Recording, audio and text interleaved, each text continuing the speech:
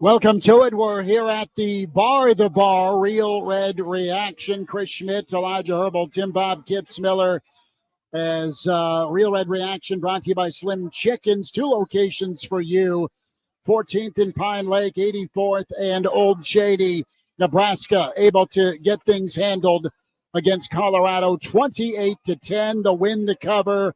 And what a first half by the Big Red. 28, all the work they needed. Point-wise, Colorado didn't really sniff or threaten much in the second half, 10 points. But what a job by the Nebraska defense. Was watching Matt Rhule's postgame, fellas, with NBC, and he made a great comment. He said a lot of folks have been talking about the Colorado Stars this week, and deservedly so. But Matt Rhule said, my defense is a star. And, oh my, were they. 10 tackles for a loss tonight, 6 sacks. Willis McGahee, the fourth, getting in for that final strip sack. And Dylan Raiola, guys, able to take that victory knee. But a lot to get into. You're welcome to join us here on KFOR, KFORnow.com, YouTube with Hail Varsity, and, of course, the Real Red Reaction YouTube channel, Facebook and Twitter with KFOR and Hail Varsity Radio, Twitter as well. 489-1240. 489-1240. It is going to be a whole bunch of victory slinkies, Elijah and Tim Bob. But second half, listen, if you're a Nebraska fan, you wanted 28 more points because you really hate Colorado. You wanted to bury these guys even more. That being said, you handled the Buffs pretty well. Not a huge night offensively, but you got a blocked field goal by your special teams. You got a pick six early in the ball game by Tommy Hill to make it 14-0. And then you got a second 2-minute drill, Elijah, by Dylan Raiola.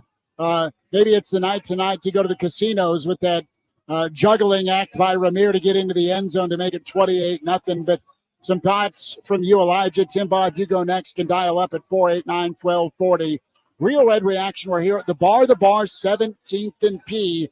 Huskers get a big win, a huge exhale by Husker Nation, a win that you've wanted for decades, and the Big Reds 2-0. Thank God the defense came out ready to play in the second half. I know the ref show was not helping the Nebraska offense by any means. No. That was an atrocious second half performance by the refs. Luckily, the game was not in question anymore for them, or else there'd be a lot of questions for them to answer post-game.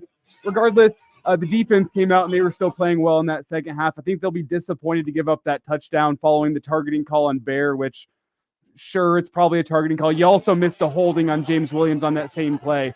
So you should have backed him up on that one. Ref show again.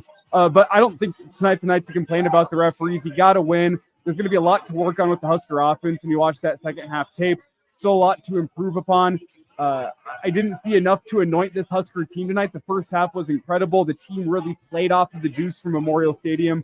Not a perfect result by any means, but at the end of the day, a win is a win. You're 2-0. When was the last time you could say that? And it was due to the fact that this Husker team just came out swinging in the first half, and Colorado was not ready.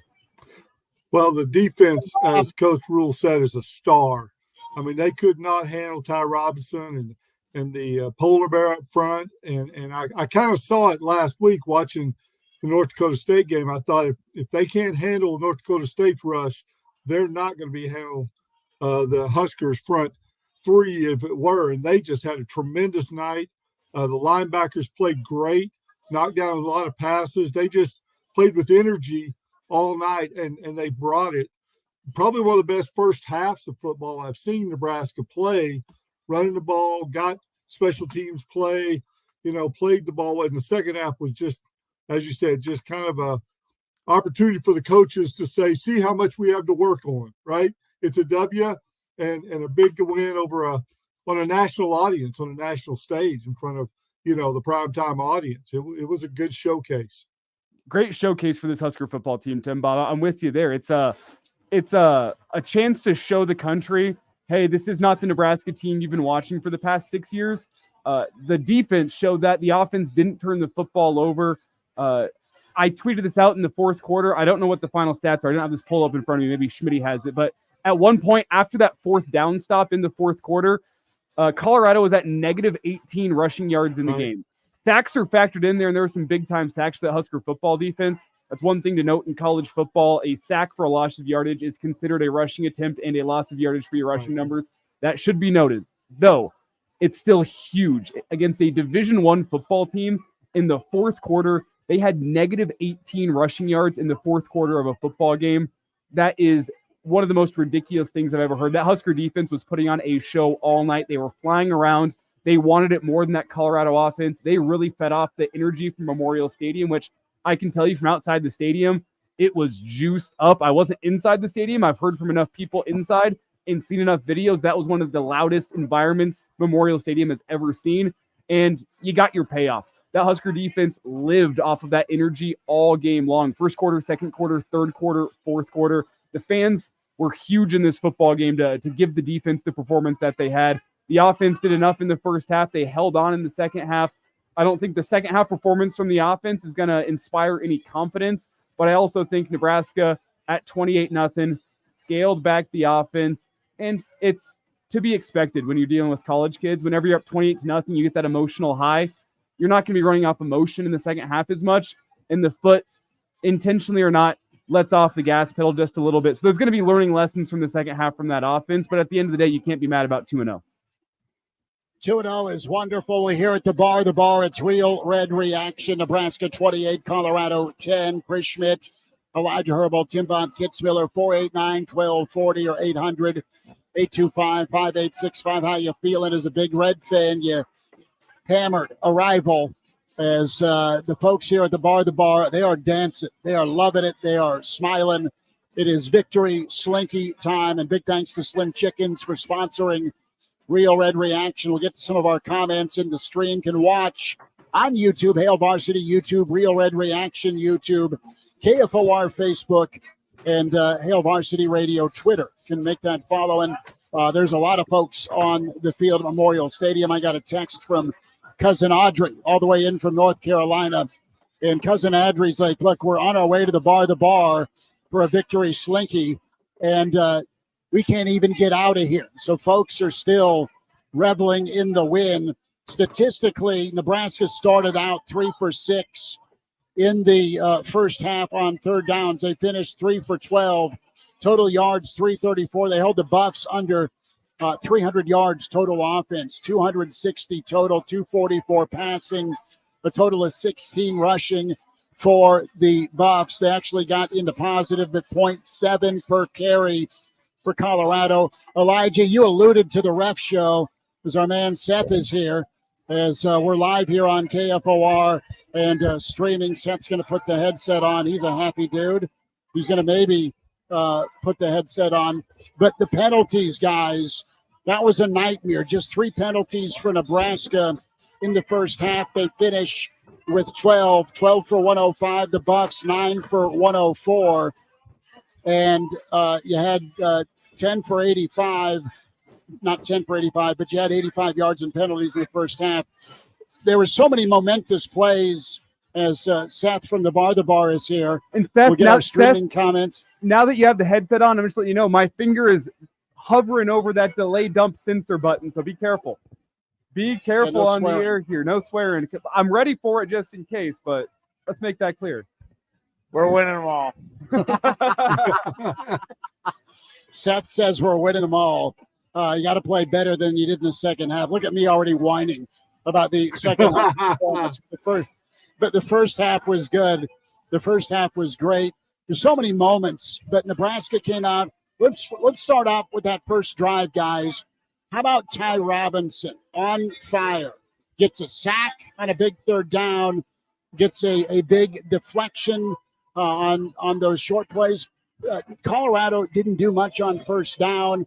They had a few gash plays here and there, that 28-yarder, but Nebraska always stiffened up if and when Colorado did cross the 50.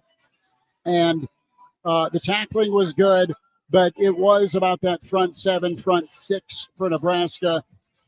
Wink is here, says, listen, I don't want their players hurt, but we broke them. The ref shut down our offense. Shiloh Sanders annihilated by Dowdell, breaking his forearm. Dolman is en route.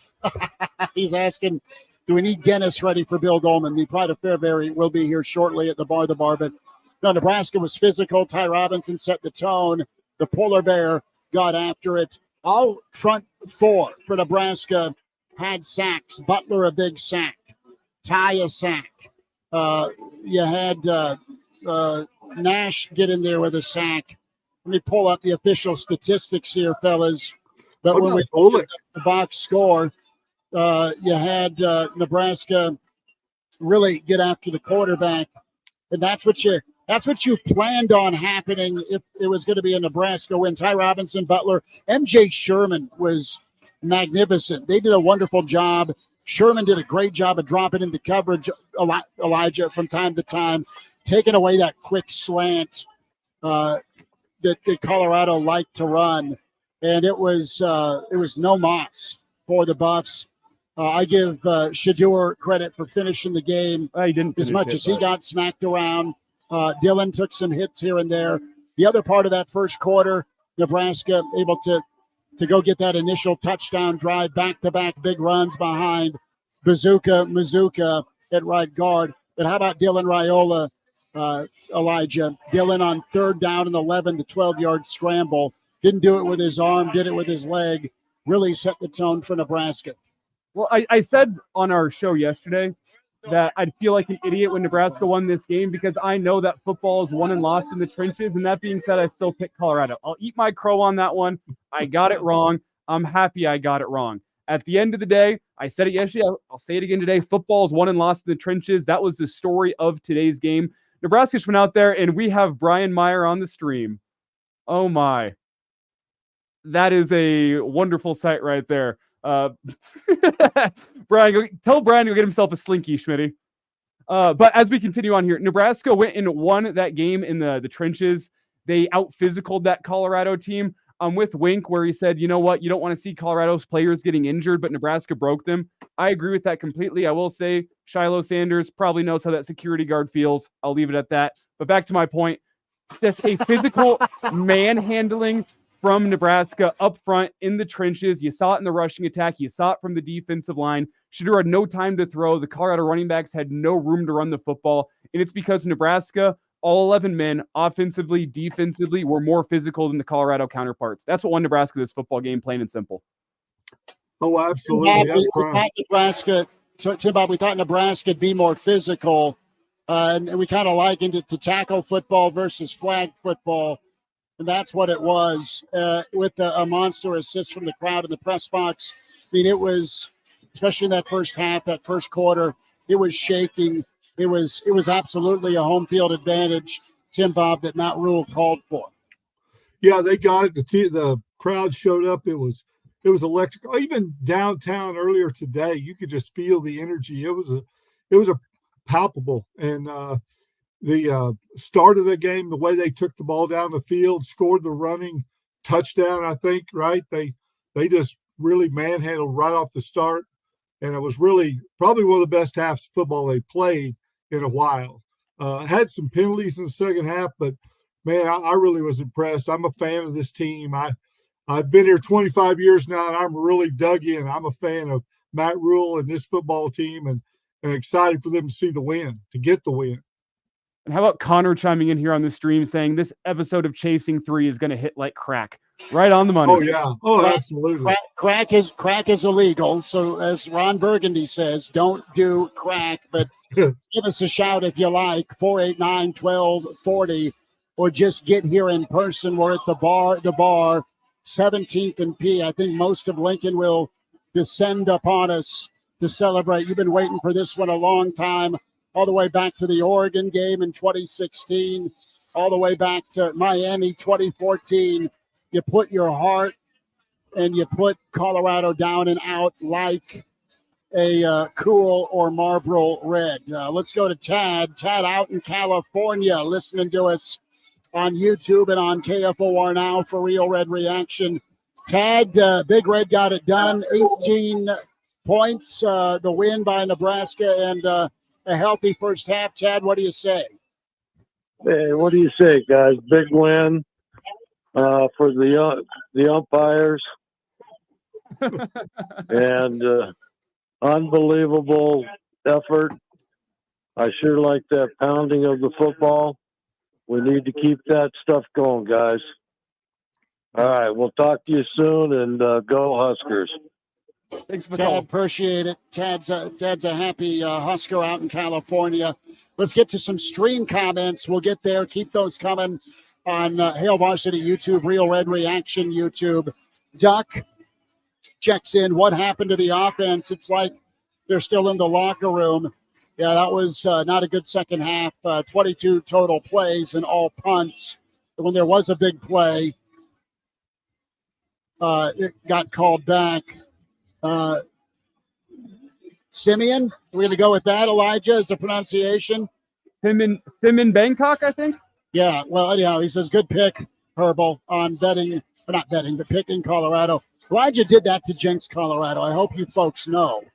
And you grandpa says, I'd cut Satterfield a little slack. There were several big yardage plays. Took us out of some rhythm, got a bit conservative, and did not turn it over. That's a big point Matt Rhule made. And then you grandpa, you're right, Nebraska took care of the football.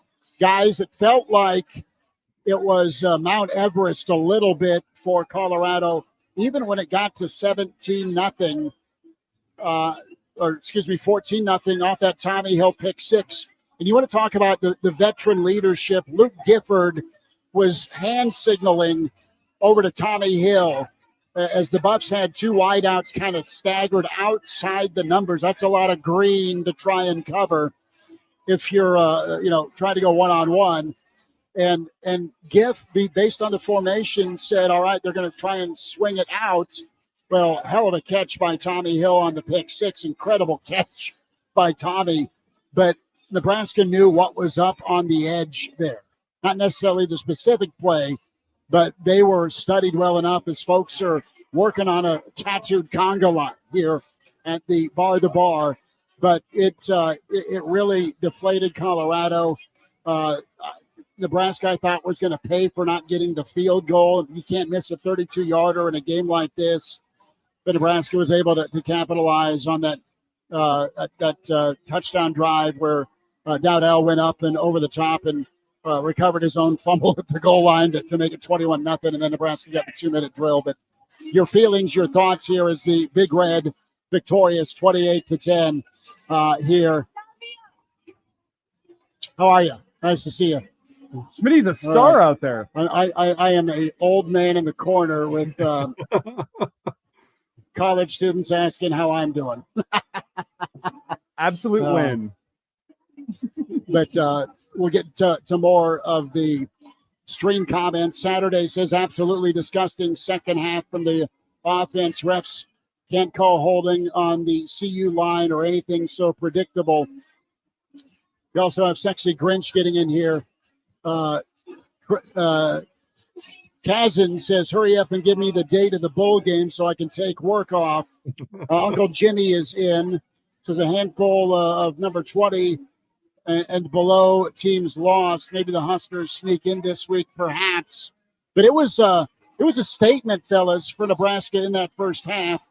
And he just kind of hugged it out with one another, much like heavyweights do in the final rounds. Nebraska, though, did enough to get it handled. Absolute great work by the Big Red. You got yourself a quarterback, you got yourself a defense, and you got a run game you can lean on.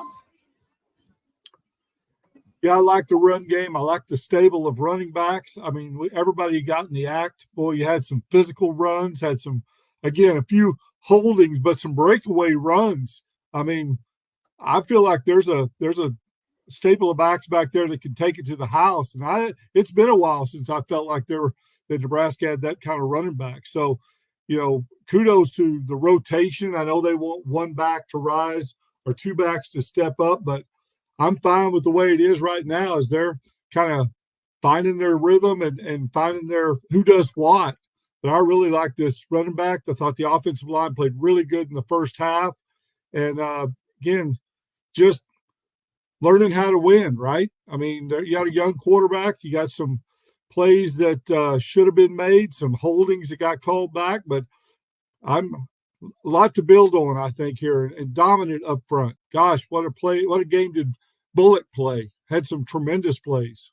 And I don't want to be a guy who rushes to conclusion after the first 2 games of the season, because there's a lot of football left in front of you, and you still really don't know how good the 2 teams that you just beat are this season.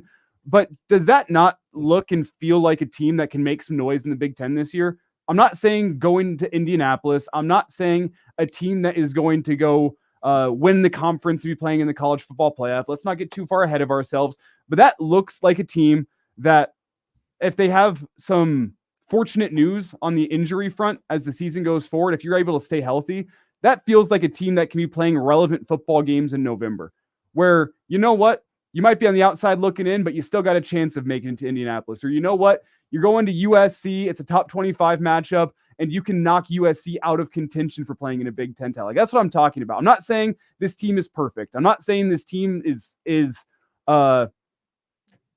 the best we've seen in I'm comfortable enough saying it's the best we've seen in a couple years here.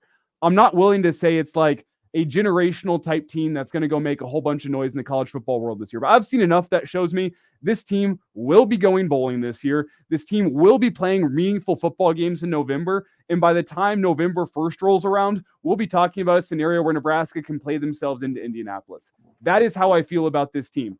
And I don't think that's too much to say right now, because you look at the stats.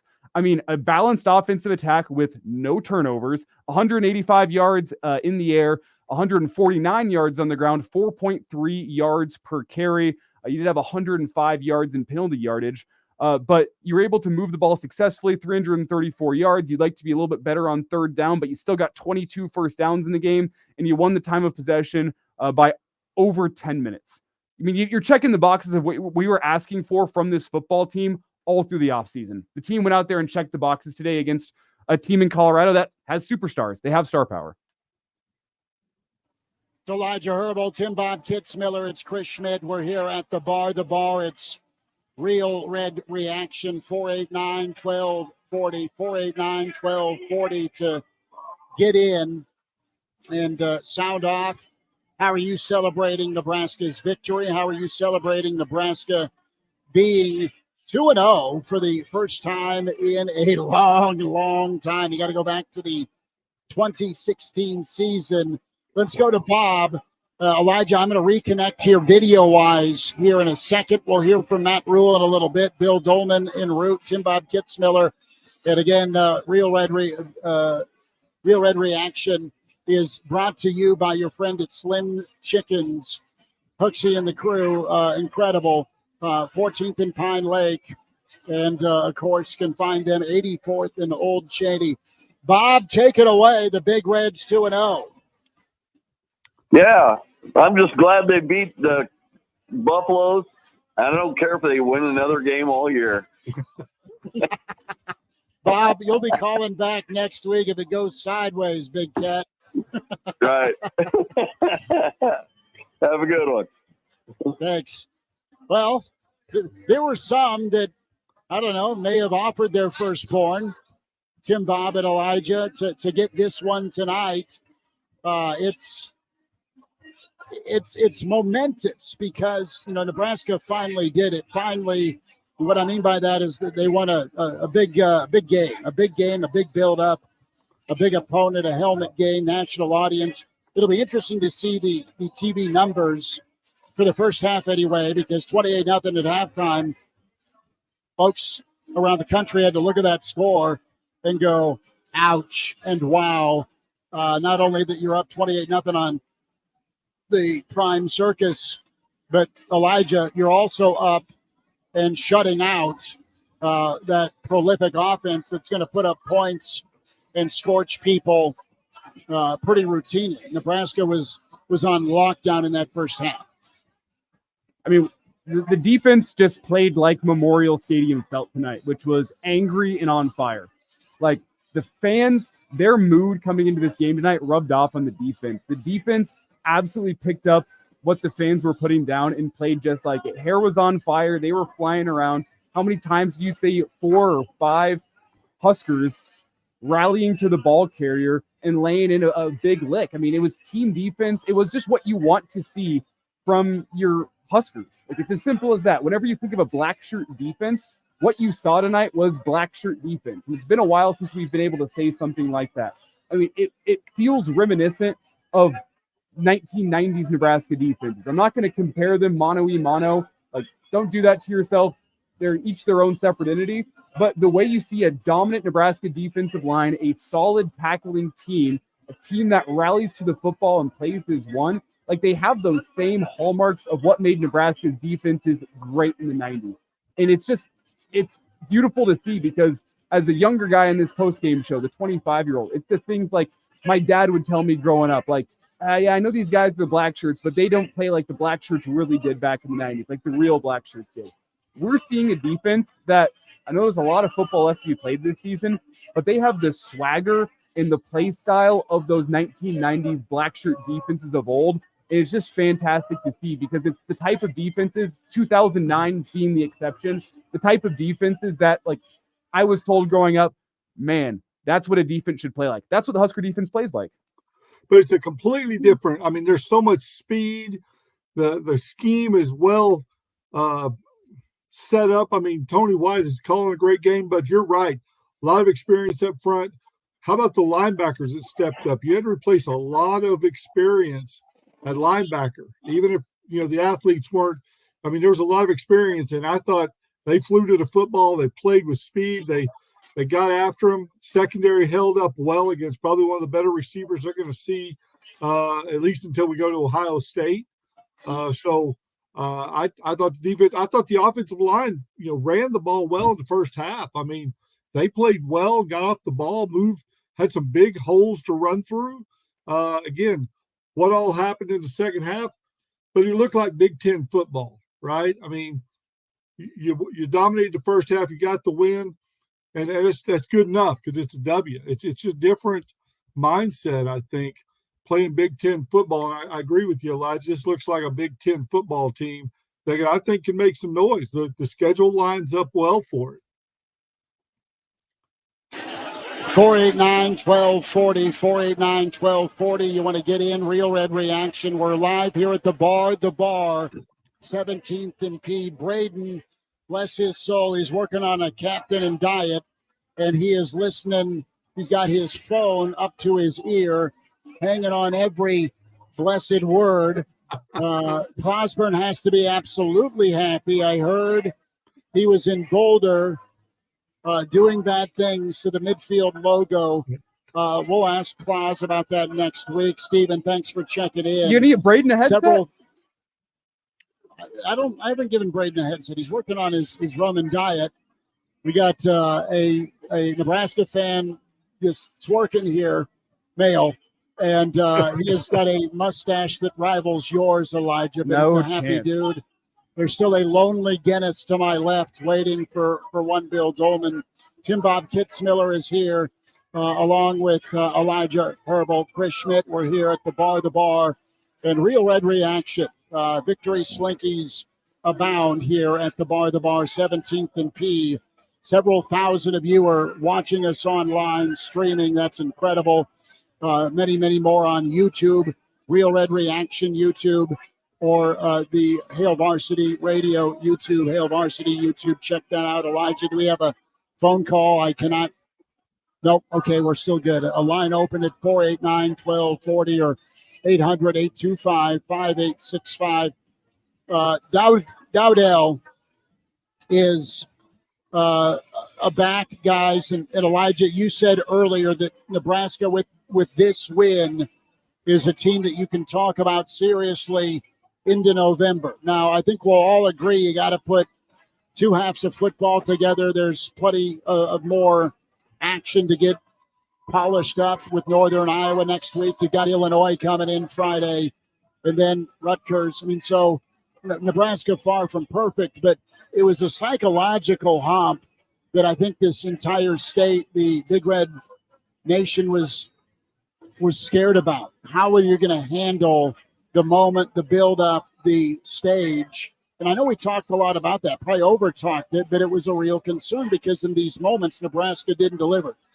fellas, they came out and delivered emphatically. They were poised, they were confident, they were physical, they were dialed in, and they were making some plays downfield. And I love when I see Dylan Raiola able to roll out and flick that wrist.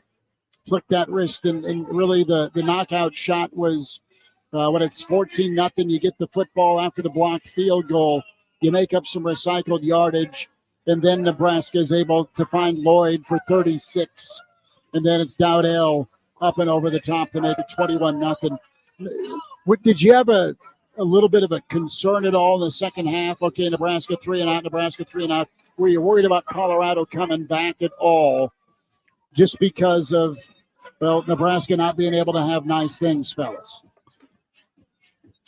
Well, it had been a day of comebacks, right? I mean, there were a lot of teams that were up early, and it turned out, I mean, I was watching games earlier in the day. Kansas State came back. Oklahoma State came down from double-digit deficits.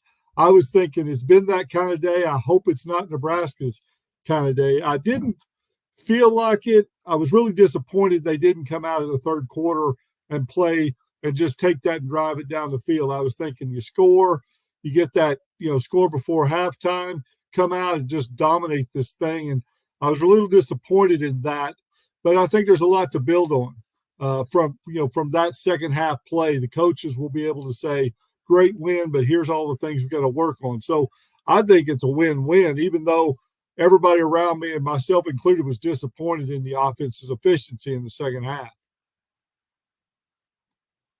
One thing that I think was big was Nebraska was able to do some things, guys, and they weren't always killing it. And this is nitpicky, but it kind of speaks to, moreover, just making some key plays. They weren't great on first down. The first down yardage wasn't 2nd and 5, 2nd and 6, 2nd and 4. Nebraska tried to get things going with their short passing game. That didn't always work. That hasn't always worked. Now, what has worked for Nebraska is they're at least getting Dylan in rhythm a little bit with some of those passes early. So he's getting in rhythm. He's getting some completions, which is good. But what I did like in the passing game is I like seeing Fedoni up the seam. I like seeing them able to kind of throw back against the grain. I touched on the Lloyd pass. And then some of those tunnels were pretty big time. Now, downfield, Nebraska needs a little bit better action with their downfield blocking on their short throws. But I thought, Ramir Johnson was a big-time comfort tonight, Elijah. 7 receptions for Ramir, including the touchdown. Yes. Yep, Real Red Reaction.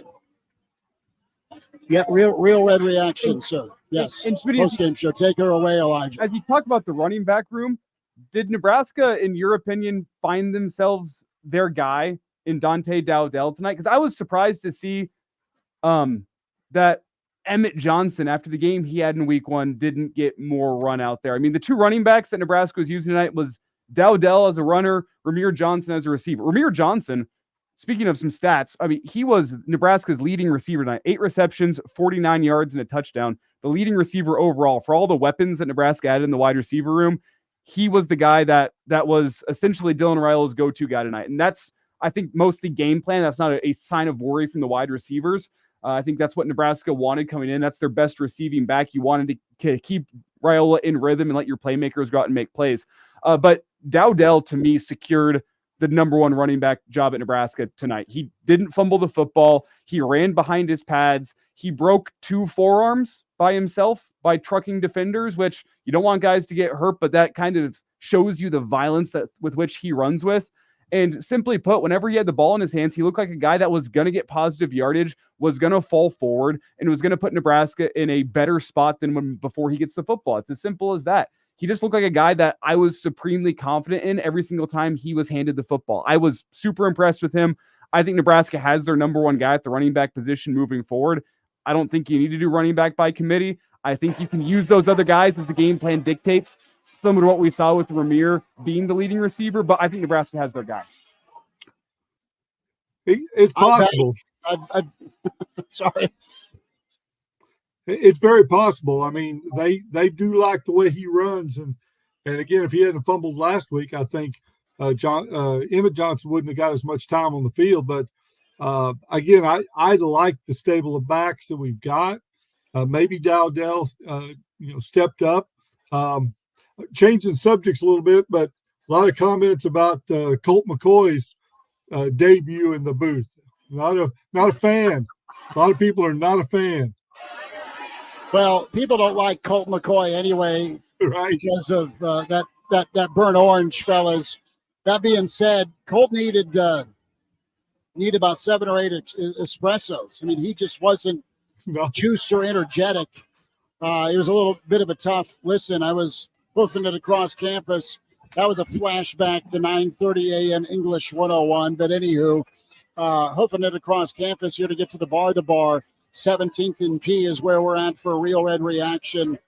Slim Chickens powering your postgame show, 489-1240, 800-825-5865.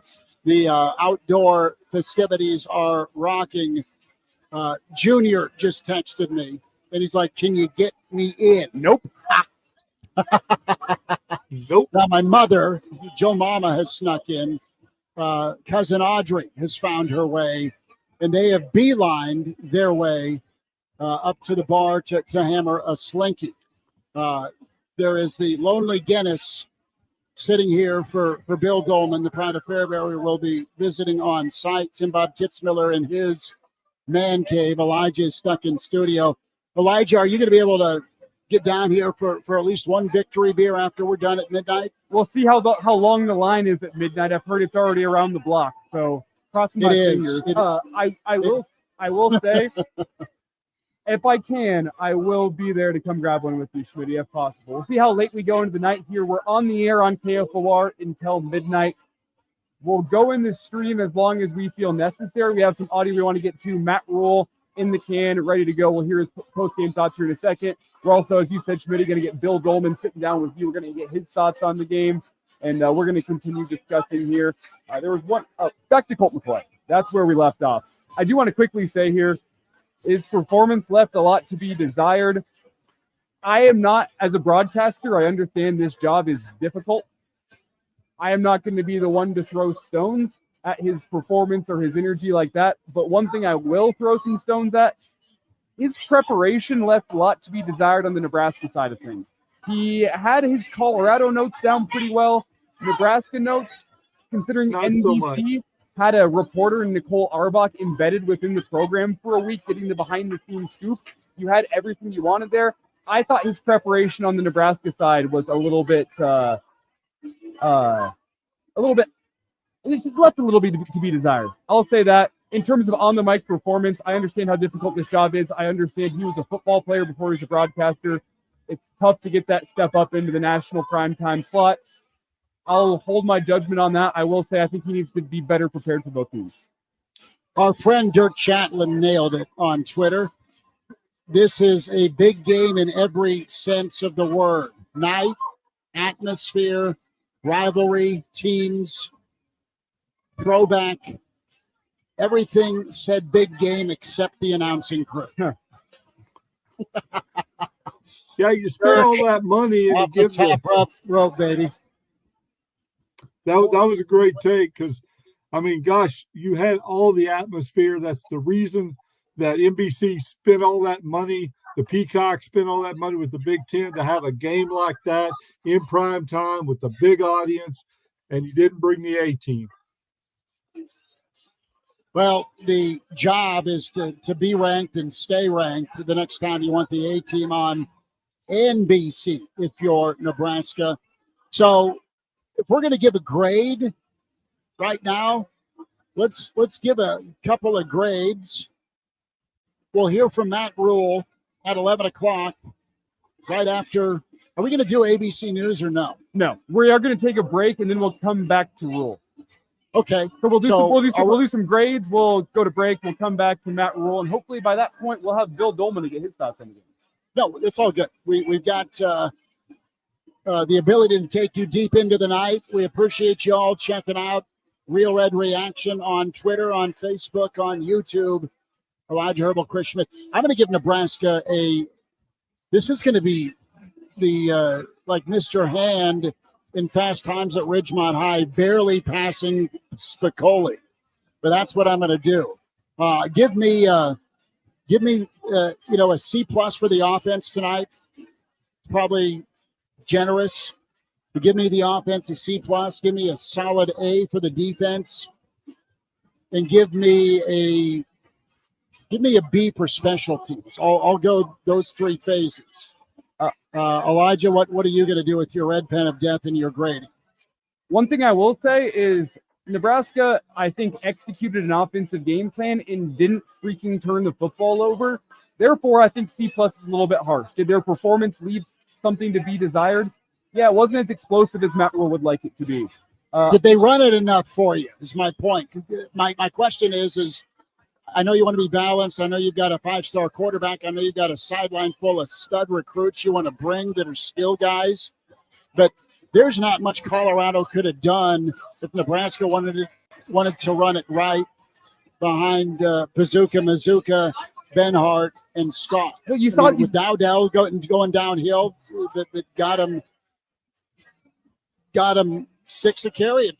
I think the big difference from my watch, and I'm gonna have to rewatch this football game at least once. And you might be right. But what I saw was an offense that stagnated a little bit in the second half because Colorado adjusted to that strong rushing attack from Nebraska and loaded up guys into the box. They knew the run was coming, and Nebraska wasn't trying to get too cute with it and surprise them with the pass. Sometimes it's good to run the clock, take your time of possession, punt the football back, and trust your defense. I give Nebraska's offense a B because the first half performance was good enough to take a 28-0 halftime lead. They didn't turn the football over once tonight. That's the biggest check mark I could possibly give a Husker offense after everything we've seen in the past couple of years.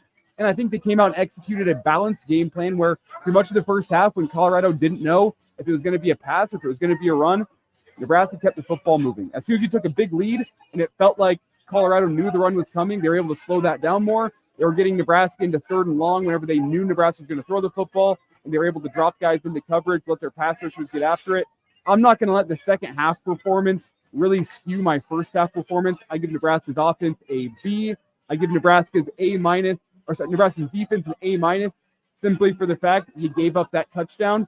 You don't want to give up that touchdown. I know Nebraska's defense is going to be upset about that one. So I take their defense performance from an A to an A-, and you have a missed kick. So C+ from the special teams, plus the long kick return from Horn as well. Might drop it to a C. But I'm somewhere between C and C+ from the special teams. I'll say Boom Sheeny really came through, so that's what evened things out a little bit for me. From a, it's a good night in Nebraska when my mother is double-fisted Coronas. My good Lord,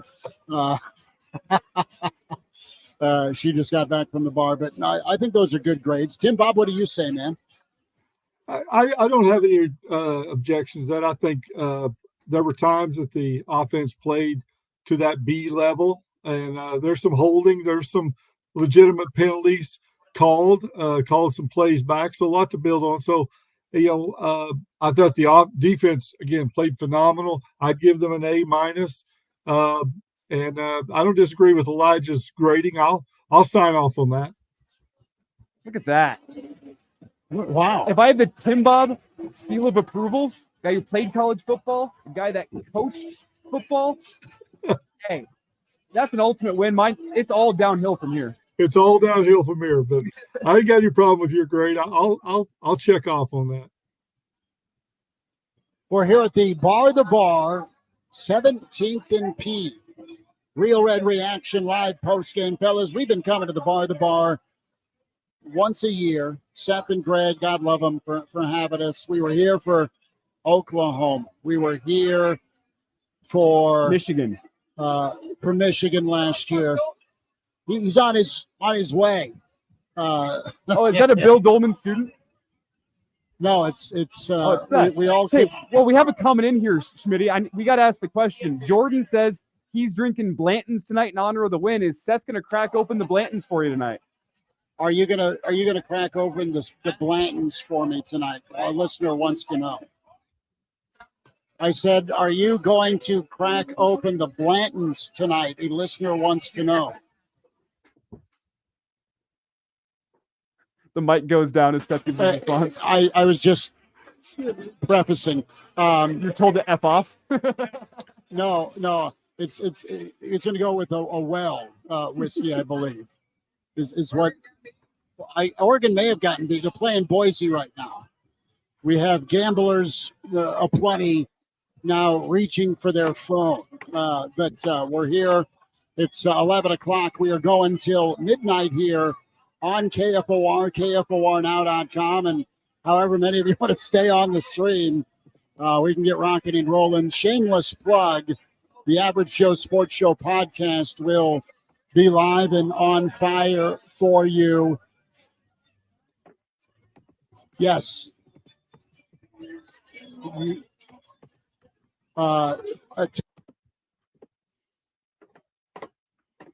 While Schmitty makes the rounds out there, let's step aside, Schmitty. No. Let's step aside. Let's we'll take a do break. Matt Rhule. We'll take a break. We'll get to Matt Rhule. But yes, 10:30, the Average Joe podcast live on your YouTube channels tomorrow. Tim Bob is in deep thought about Nebraska's win over Colorado, 28-10. Elijah is smiling ear to ear despite being chained at the studio. Chris Schmidt here at the bar for Real Red Reaction. Tim Bob, what'd you find? I was just checking scores there. Oklahoma's only up 16-12 on Houston after Houston got blown out last week. So, and halftime, Boise up 20-14 over Oregon. All right, Matt Rhule, a quick timeout. Real Red Reaction from the bar powered by Slim Chickens continues on KFOR, KFORnow.com.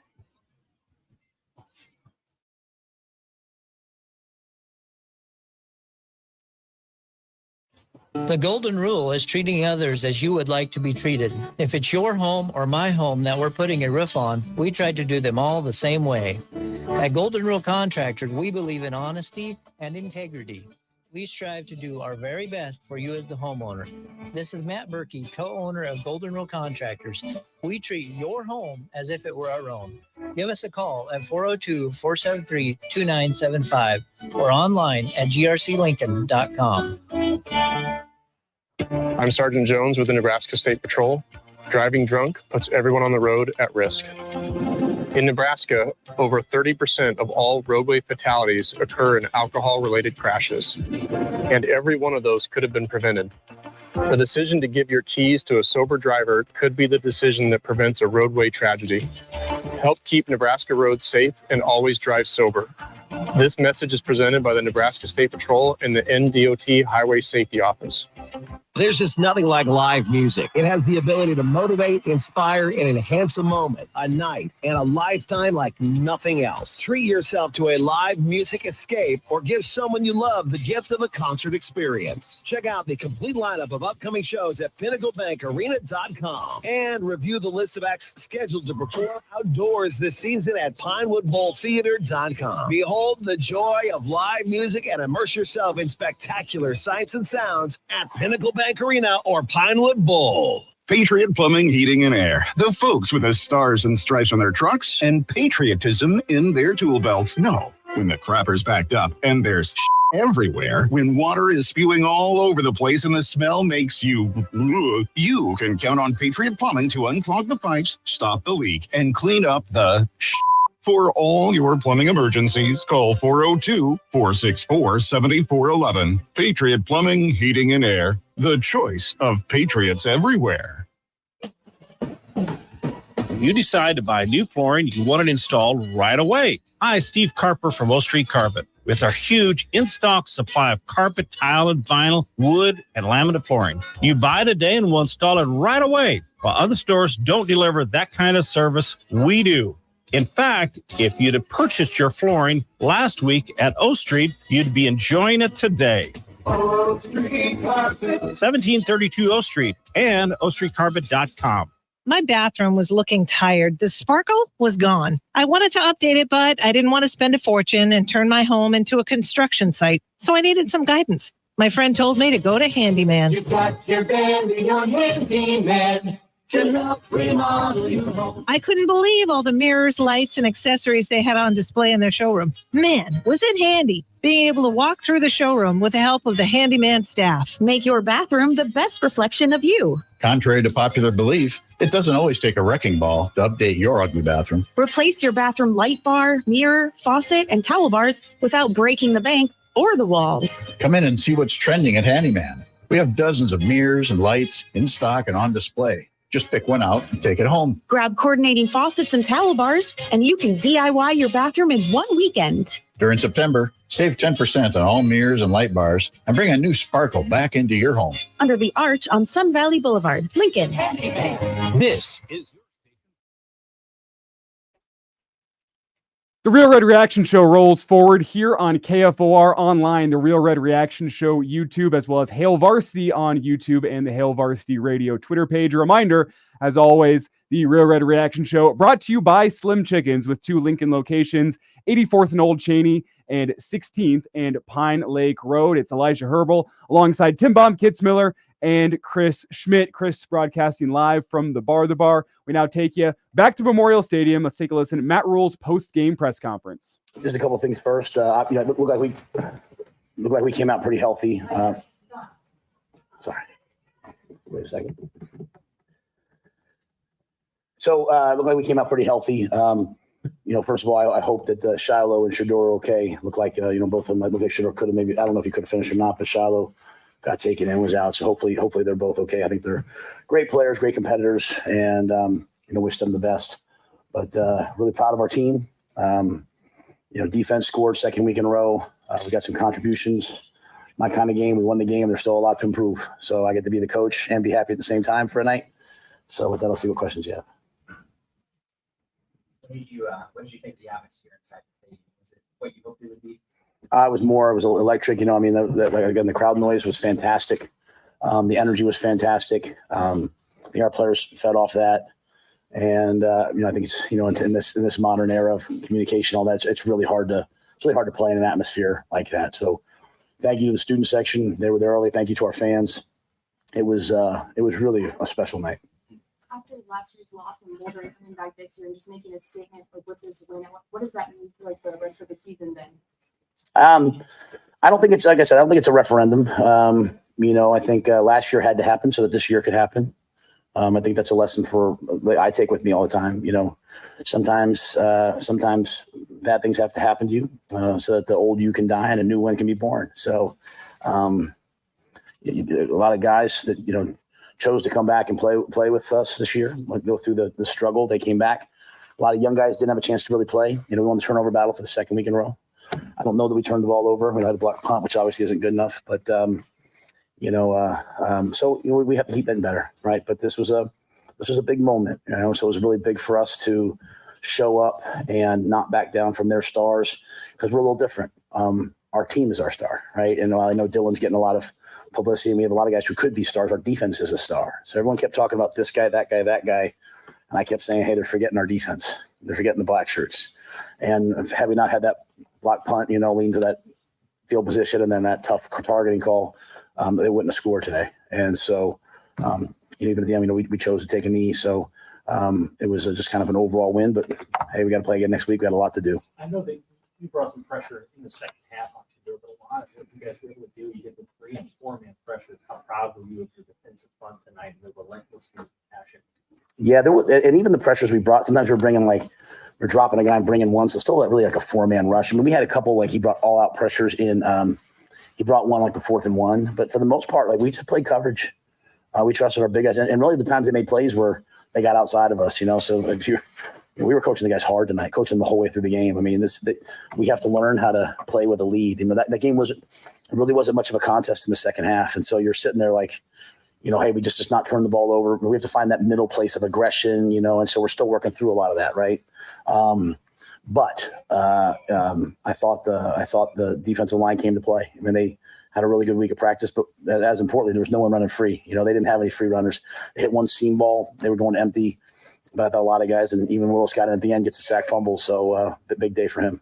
What do you think it was for your guys to set the tone physically? Yeah, we have 3 goals: win the turnover battle, be the most physical team on the field, and have a culture of execution. There was a ton of penalties, just a ton of penalties. And we have the iPads now. I looked at a lot of them. We'll wait and see. I was disappointed. We didn't get many calls going our way. It's a Big 12 crew, so I can't get fined by them, I don't think. So I'll say that. So there's a lot of things to fix, but I thought we were really physical, and I thought even that first run, again, I hate that Shiloh got hurt, but, I thought Dowdell set the tone with his physicality, running the football. And, but we are a physical team. We might have some areas that we have to improve on, but we are a physical team. So that was Ty Robinson, and if he blocked a field goal, had a sack on the first series, just his impact. Yeah, well, honestly, sometimes I want to say I told you so. Like last year, I kept saying how good he was, and everybody said, "Well, his stats." I'm like, I'm just telling you. And so, he's a dominant player. Every scout that comes in, I'm like, I'm just telling you guys, he's a dominant football player that can play 4 positions, and he plays hard. He about broke my neck walking down the thing because he was so happy that we won. He grabbed me, and because he's one of the guys who came back. I love him. I'm proud of him. So, that's why I'm not doing a big referendum on it. To me, this was like my guys. I said something on Tuesday or Tuesday press conference that no one really picked up on. I said, hey, I think Sam asked me about Shedeur saying what he said about me, and I really didn't care. Maybe I had a great visit with some of those guys before the game. But I said, hey, you know what? He's defending his father. My son would too. And I said, I think I got some guys in there I think will too. And I love Ty. I love Jamari. I love those guys. This has been one of the best experiences of my life coaching these guys. So I'm happy they had a chance to get a win. And they're going to come in on Monday, and they're going to think it's the worst game they ever played. And by the time we're done, and we'll get ready for next week. What did Dante and Ramir show you that allowed them to get the bulk of the carries that they did tonight? Yeah, I thought we had some flash plays early, and so I just kind of stayed with them. Even Ramir has a long run at the end. But, this is a game, this was a game that, we just kind of went with, even across the board. We didn't do a ton of rotating. We just kind of played the guys that on defense, we played most of the older guys, and just a unique game, got up early. But there's no referendum on those other two. Gabe and Emmett will play a ton of football as we move forward. But I thought early on, Dante set the tone, and Ramir did some good things, so we kind of just stuck with them. How did you feel like Dylan played in the second half? Were you guys trying to make sure that you didn't put it in harm's way? Yeah, it wasn't really about him. It was just, honestly, the heart. You're not going to have a lot of games like that in the Big Ten where you're like, hey, they can't score. So if they can't score, what do you do, right? So again, I was pushing us on offense to be aggressive. Again, you take away some of those penalties, and we are pretty aggressive, right? And we had some mistakes, right? We call a counter, the guard doesn't pull, or something happens wrong, and we get hit for a loss. And we have to get a lot better in the field goal game. Like I should be able to kick those field goals, and so we have a lot of work to do. The snaps still aren't. We have some things to work on, and that's not calling anybody out. That's just coming out of the game, like game flow. Hey, let's just add 3 points here. Let's add 3 points there. But a lot of those penalties really hurt us. That'd have been a 300-400 yard rushing game with that long run and all that, because I think we finished with 185. So, I forgot. I'm sorry, Sam. I forgot what you said. I'm pretty excited right now. Oh, I thought Dylan played well. Make sure he didn't throw an interception. No. They were bringing a ton of heat. We were having a hard time picking up. They were bringing everybody, right? And we just we got some DPIs. We took a couple shots. We were just we think back to the one goes off Thomas's hands, one goes off Jalen's hands. We hit Jalen on the one, so we let him let it rip. But hit the seam ball. Backed up. We were backed up at 2nd and 20. We throw a seam ball to Borkature. So I didn't think we just overall. Just kept trying to find, because we got up to 75 yards rushing right off the bat. And then they just changed everything. When Shiloh went out, they started playing some cover too. They started bringing some different pressures, and defense scored, and just felt like we got a little discombobulated maybe. But I'm going to put the ball in Dylan's hands. I trust him. Your guys even started to talk about complementary football at the moment last week after the safety, after Bushi's kind of down to the 2 big 6. How much of that is the kind of stuff you can preach to them for a year and a half, and how big of a moment do you think that was a huge moment. I was really happy for Brian. And, a couple of times I said to the guys in the field, even like when we start talking to the other team, I said, hey, guys, we've been trained. Like we know, we botched the 2-minute warning. Like we could have milked the clock down to 1 second and gotten the ball to the 2-minute warning. So we gave the ball back to them, which is it's not good enough. Now, luckily we got the ball back, and then we went down and scored 2 weeks in a row. Now Dylan and the offense have gone down in 2 minutes right before the half. put the ball in the end zone. But yeah, I think the complementary football's there, and our guys are understanding it, and I think the coaches are doing a good job preaching it. Hey, Coach, this is a team that you played tonight that brought in an entire new offensive line, and your front seven seemed to not have much of an issue with that. Is that more the players executing, or is that something you saw in film? I think we have good players. I just think we have really good players. You know, I haven't seen the tape yet, so it's hard for me to say what happened. But we have really good players. They execute a really difficult scheme that requires a lot of thought and a lot of teaching. And you know, we think we have 5 or 6 or 7 starters on the front D line. I think MJ and Prince Will are interchangeable. We put Willis in at the end. He gets a sack fumble. I mean, we got really good players. To credit to the guys. How happy were you for Tommy to have that moment? How hard he worked the last year, that pick 6. Yeah, I mean, everyone kept talking about the other team's corners. I kept saying, like, Tommy's a first rounder. And, he went to the other side. And Travis is a great player. I'm not saying anything about Travis. I'm saying, but Tommy's a good player too. Like, and that's why I kept telling our guys at halftime, like, we have to – I didn't want to make this game about the other team because I think we have good players. I want to make it about us. I think we have good players, and Tommy's an excellent player. And he broke, and he didn't jump something. He played his technique. He broke. He saw it. He went and got the ball. He intercepted it. And then he went out and played the next drive. So I think Tommy's one of the best players in the country. You talked about playing with the lead. Now that you've got some momentum, how do you coach these guys to prepare and play game after game with that kind of momentum and belief?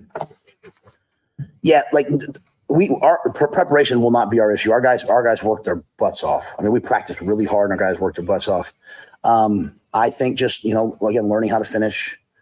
We still haven't solved the close game thing because we haven't been in that. And I think probably a lot of people thought this would be a close game. I'll be honest with you. We expected this score. Like, we expected this to be like this. We have a good team, and we felt like we were going to play really well tonight. We're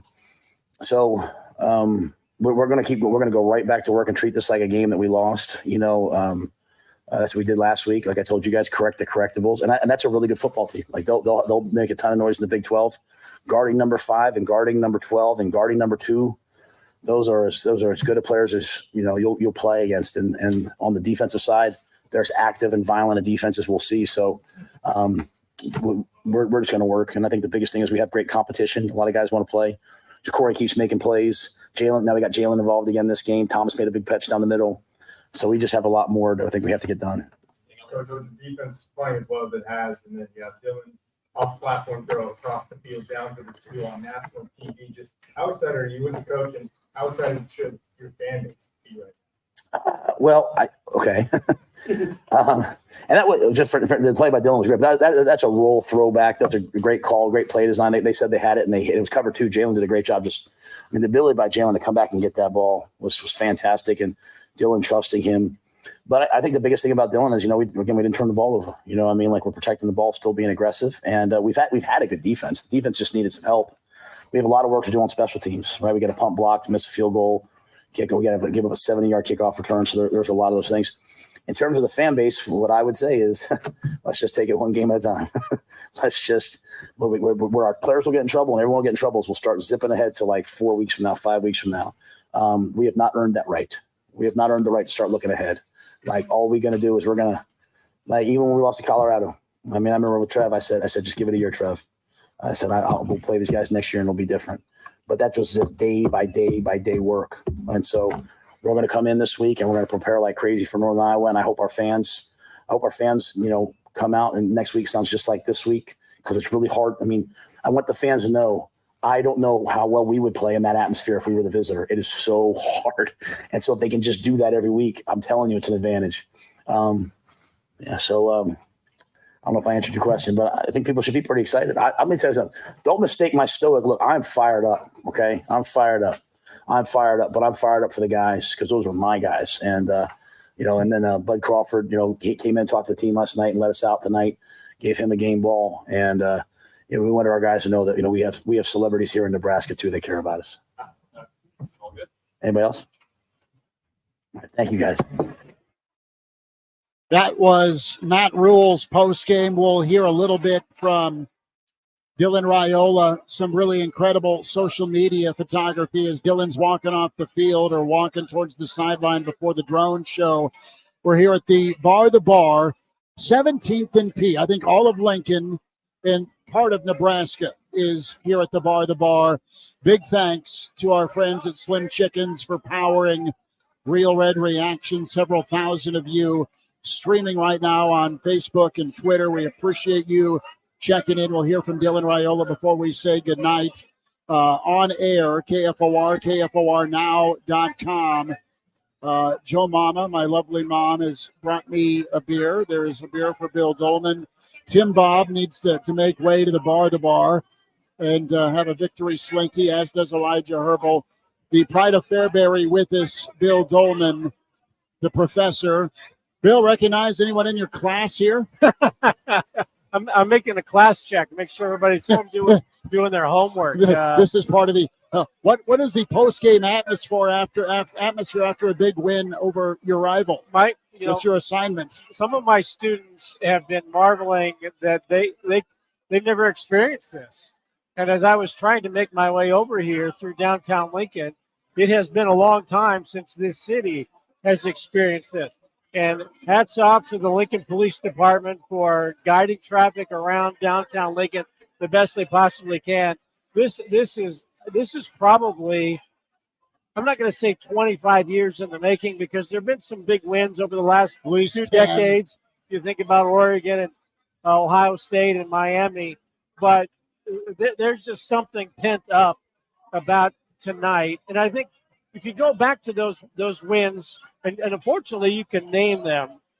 Back in the day it was, I can't remember all the big wins we had, but those were kind of upsets. This was no upset, and to be honest with you, I'm not surprised by this at all. You and Matt Rhule. Yeah. This was similar to Nebraska '94, 24-7. The final score, it's a cliche, was not indicative of how big of a difference there was between the two teams. He's a student of yours now. But yes, and an ESPN celebrity making the scene. But this was, I think, people finally believing that what they saw on the field today is the way it's going to be. And I think it's justifiable. So the reaction and the feeling of the people tonight is really something that is a huge relief and release. And Nebraska does the most polite court stormings and field stormings of any fan base. I mean, the fans, like polite, the students, God bless them, trickled onto the field and they walked around slowly. And I mean, it's just such a pent up feeling tonight. And Lincoln deserves this. Nebraska deserves this. Something I've been thinking about, Bill. You talk about the deservingness for the Husker fan out there below the age of, say, 20, 18 years old. This is what college football is supposed to be like. These are the emotions and the feelings you're supposed to have, the fun you're supposed to have watching college football. This is what it's supposed to be. This is what I got to experience with the Bo Pelini years back when I was about 10 years old. This is what college football is supposed to be. We've talked about the potential for a lost generation of Nebraska fans, of kids growing up in the state of Nebraska that aren't going to find Nebraska football because they've been so bad. Tonight, those kids got their first taste at what Husker football is supposed to be. And I'm excited about that. The second thing I want to add here quickly, we just got an all-time photo posted on Twitter by Will Compton. I have it ready for the stream. We'll describe it to the people listening that are not watching. But we have Will Compton and Taylor Lewan standing with Dylan Raiola, and they're all doing the Shedeur Sanders pose in the Husker locker room. The picture is up on the screen. That is an all-timer from Will Compton. And just hang that one in the Louvre, why don't you? Well, look, I think Shedeur Sanders is a good player. But I didn't see it, but it's my understanding that he left the field before the game was over. Yeah, he did. And that to me is stunning. Look, the Nebraska fans were not going to mob him. It was not going to be a rude ushering out the door. But unless you're going to dive into the ice bath, which I'm sure he might be in, I cannot believe that. Well, look, a coach would allow a player to do that and not stay out there and suck it up through another bad night. And I that to me is unbelievable. I can't imagine. Look, I'm not in the Matt Rhule company, but going back to my era with Coach Osborne, I can't imagine Coach Osborne allowing a player to just leave before the game is over. That just does not register in my mind that any Nebraska coach would allow that to happen. So I guess there's a little payback to that. And look, Dylan had a lot of fun today and tonight, and to see him take the victory snap. And there was a time before the final snaps when he just went up to midfield and orchestrated the crowd for one final cheer. That's why he came to Nebraska. And you talk about this, Elijah, as being a first taste. This is going to be a lasting taste for this student, this community of students. They'll remember this. This isn't a one-off. They're going to understand that this is what Nebraska football can be like, should be like, and will be like. And I think a lot of people fell back in love with Nebraska football tonight, and maybe for the first time. It's Bill Dolman here at the bar. Chris Schmidt, Elijah Herbal, Tim Bob Kitzmiller. It's Real Red Reaction. We'll hear from Dylan Raiola, his postgame here in a little bit. Nebraska 28, Colorado 10. Very dominant, kind of a second half that I know Matt Rhule is probably going to be, I don't want to say pissed about, but there are things to highlight and circle and work on. Dole, what'd you think? For the Big 12 officiating crew? Yeah, there was a lot of bull crap with holds and flags. You can call holding on every play in every game. They did. And they did. And tonight they proved it. That was amazing. Anyway, I digress. No, it's important to look at it, and Nebraska does need 4 quarters of football. Nebraska needs that close victory. And Matt Rhule, this is all things he said when it comes to his post game. So, but you're going to take 28-10. We all picked. Bill picked 99. 73-8. 73-8. I was closest. So Bill called the blowout. I thought double digits on one of my picks. I had a variety to choose from this week. Elijah, you thought someone else would come in here and win. Tim Bob, I think you thought Nebraska, but most folks thought this thing was going to be close, and it wasn't. Nebraska was so dominant up front. They can play a cleaner ball game in the second half, that's for sure. But you're seeing a freshman quarterback that's poised. You're seeing a defense that's hungry and angry and flies around to the football. And you see a stable of running backs. If this defense, I should say, if this offense really wants to get downhill, Dowdell really, Bill, was a pretty big-time difference maker in that first half. There's no question about Dowdell has emerged as Nebraska's back. I was a little surprised there wasn't more committee play, but look, he has the potential to be a difference maker at running back and to be the guy like he did tonight. Get 16 carries. The other guys are going to have to split the rest. I was impressed with them. Look, I'm impressed with Nebraska's offensive line. They're not blowing out big holes, but they are. Good stuff. Mizuka was a terrific transfer portal acquisition. Evans, Scott, they're not spectacular, but Dylan's not getting hit that much. He did get hit when he scrambled early in the game, but that offensive line has done a pretty good job of doing their job and not being, I think, the liability or the big question mark that we thought it might be when Teddy Prohaska went down. And hey, that goes to Donovan Raiola. Mm-hmm. Whether the foresight was to bring him in here to maybe get a shot at Dylan, okay, good on you, Scott Frost. But I've said for a couple of years now, those guys love playing for Donovan.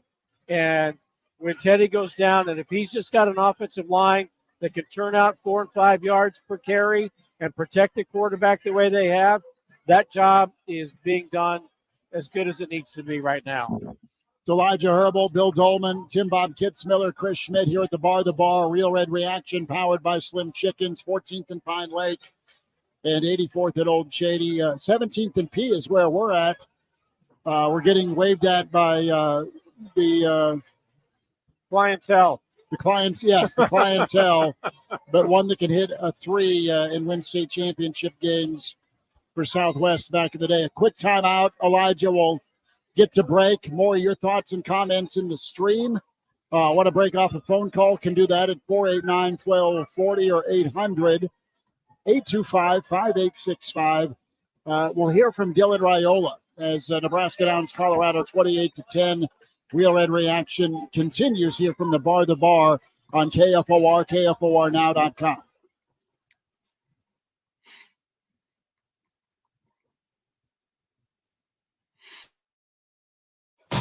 So what will we talk about in the week ahead? Tuesday will be all hands on deck for the Kamala Harris-Donald Trump debate. Both parties hope the outcome will break the polling stalemate between the two candidates. And who will benefit most in post-debate fundraising? We'll follow the fallout all week. News that affects you. We've got you covered. For breaking news and severe weather alerts, keep it here, on air and on demand, 24/7 at KFORnow.com. Hi, this is Matt Berkey, co-owner of Golden Rule Contractors. We have been installing roofs all over southeastern Nebraska for 27 years and counting. We have customers in York, David City, Seward, Lincoln, and Beatrice, just to name a few. If you have experienced storm damage and need a new roof, contact us at 402-473-2975 or online at grclincoln.com. We treat your home as if it were our own. Alcohol has strained our relationship. Drinking too much can cause harm to friends, family members, and loved ones. By drinking less, we will save our relationship. If you or a loved one is looking for help, find a treatment facility near you at findtreatment.gov. For immediate support, call, text, or chat 988. Brought to you by Nebraska DHHS in partnership with SAMHSA. You don't have to put your remodeling dream on hold. You're home. And now that time can be more productive than you imagined. With 3-day kitchen and bath, your dream can be completed in 3 days. Guaranteed. But here's the best part. You start online at 3daykitchen.com. That's the number 3, then daykitchen.com. Start your remodel right by requesting a virtual meeting. This allows the 3-day pros to meet and greet you without actually getting together in person. So much can be done in these virtual meetings that you don't have to put your remodeling dream on hold. You've got the time. And now you have the means to start and complete a remodel in just 3 days. Kitchen, bath, both. Visit 3daykitchen.com or call 877-229-8829 and get details. Remember, that's the number 3, then daykitchen.com or call 877-229-8829. You're a click or a call away from starting your next remodel. 3-Day Kitchen and Bath, helping you create dreams. 3-Day Kitchen and Bath. A smoke-free environment is the only way to fully protect from the dangers of secondhand smoke. That's why smoke-free policies are so important to me. Whether it's in my car, apartment building, or when I'm dining outdoors, there's no place for secondhand smoke or e-cigarette aerosol. Breathe easier knowing the facts. Visit smokefree.ne.gov. Paid for by Tobacco Free Nebraska.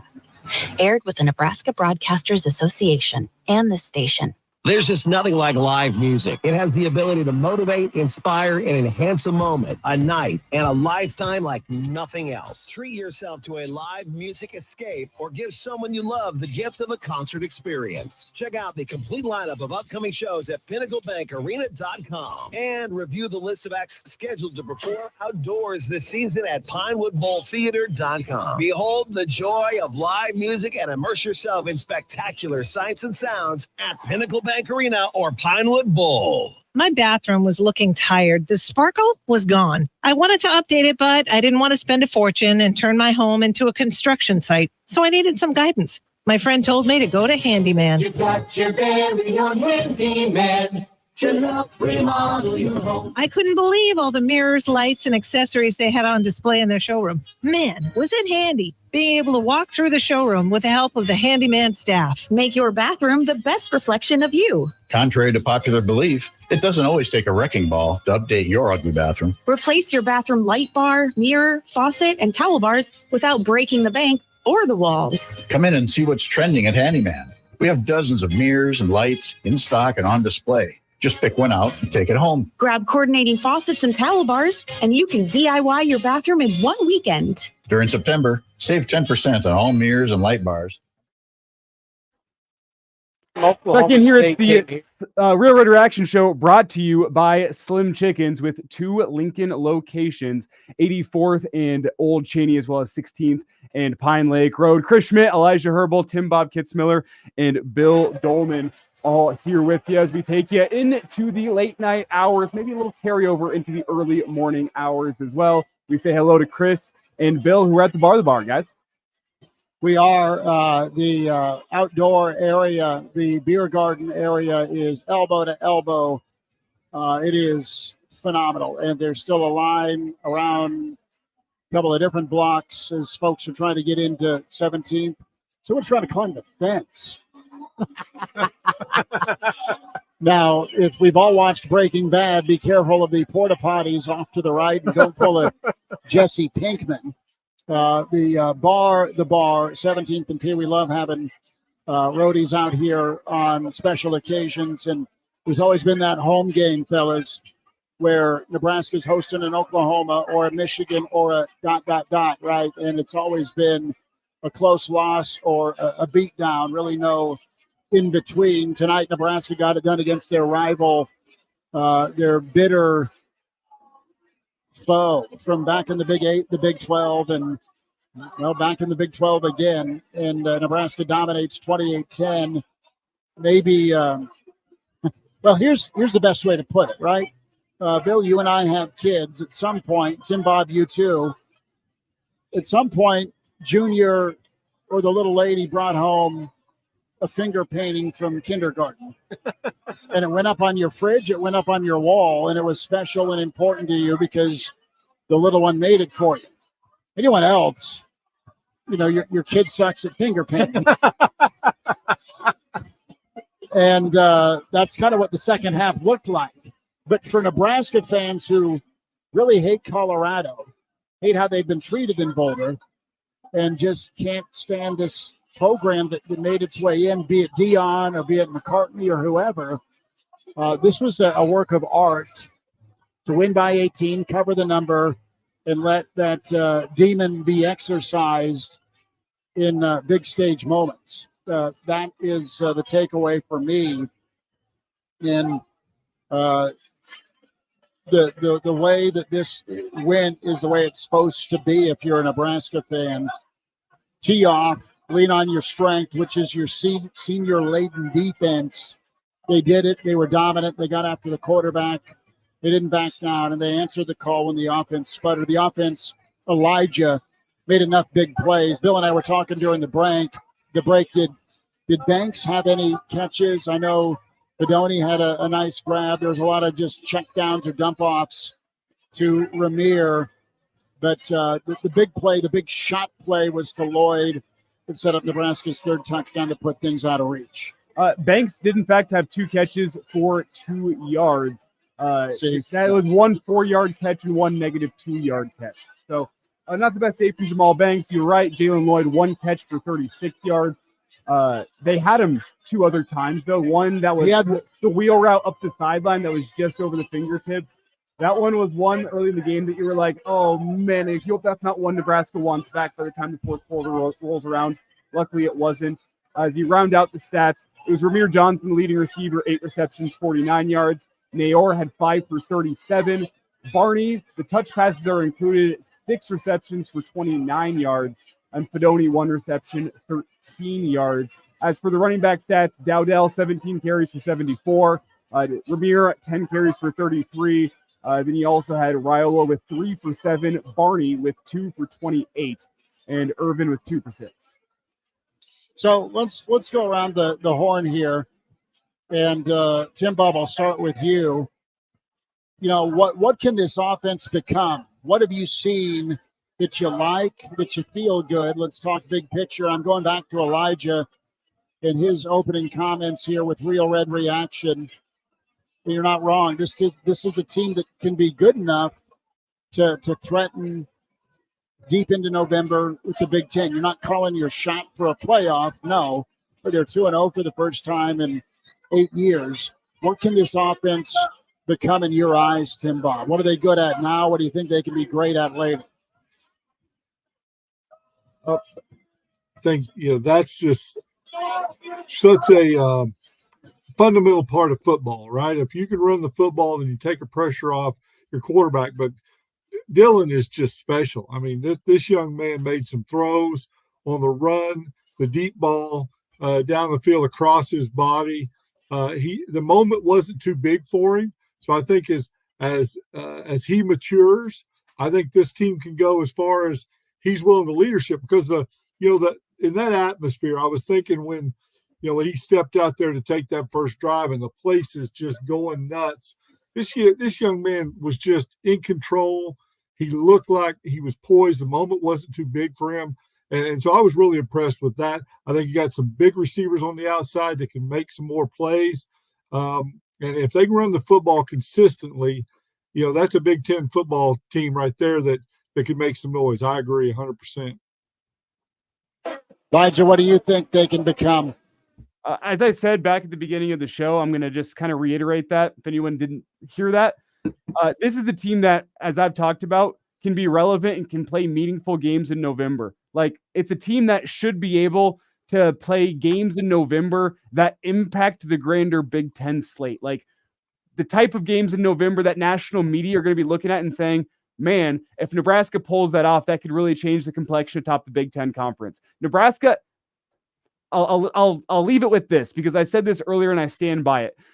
This is a team that by the time the 1st of November rolls around, we should be able to say, hey, it might be unlikely, but this team can play its way into a Big Ten championship game appearance. Like, things may have to fall right, but one of those seasons where you look at it and say, man, take care of the teams that are in front of you. You look at that November slate with USC, with Wisconsin, with Iowa. You look at those teams that I think, especially with Iowa and USC, I know Iowa didn't have a great result today, but that's the Cy-Hawk rivalry for you.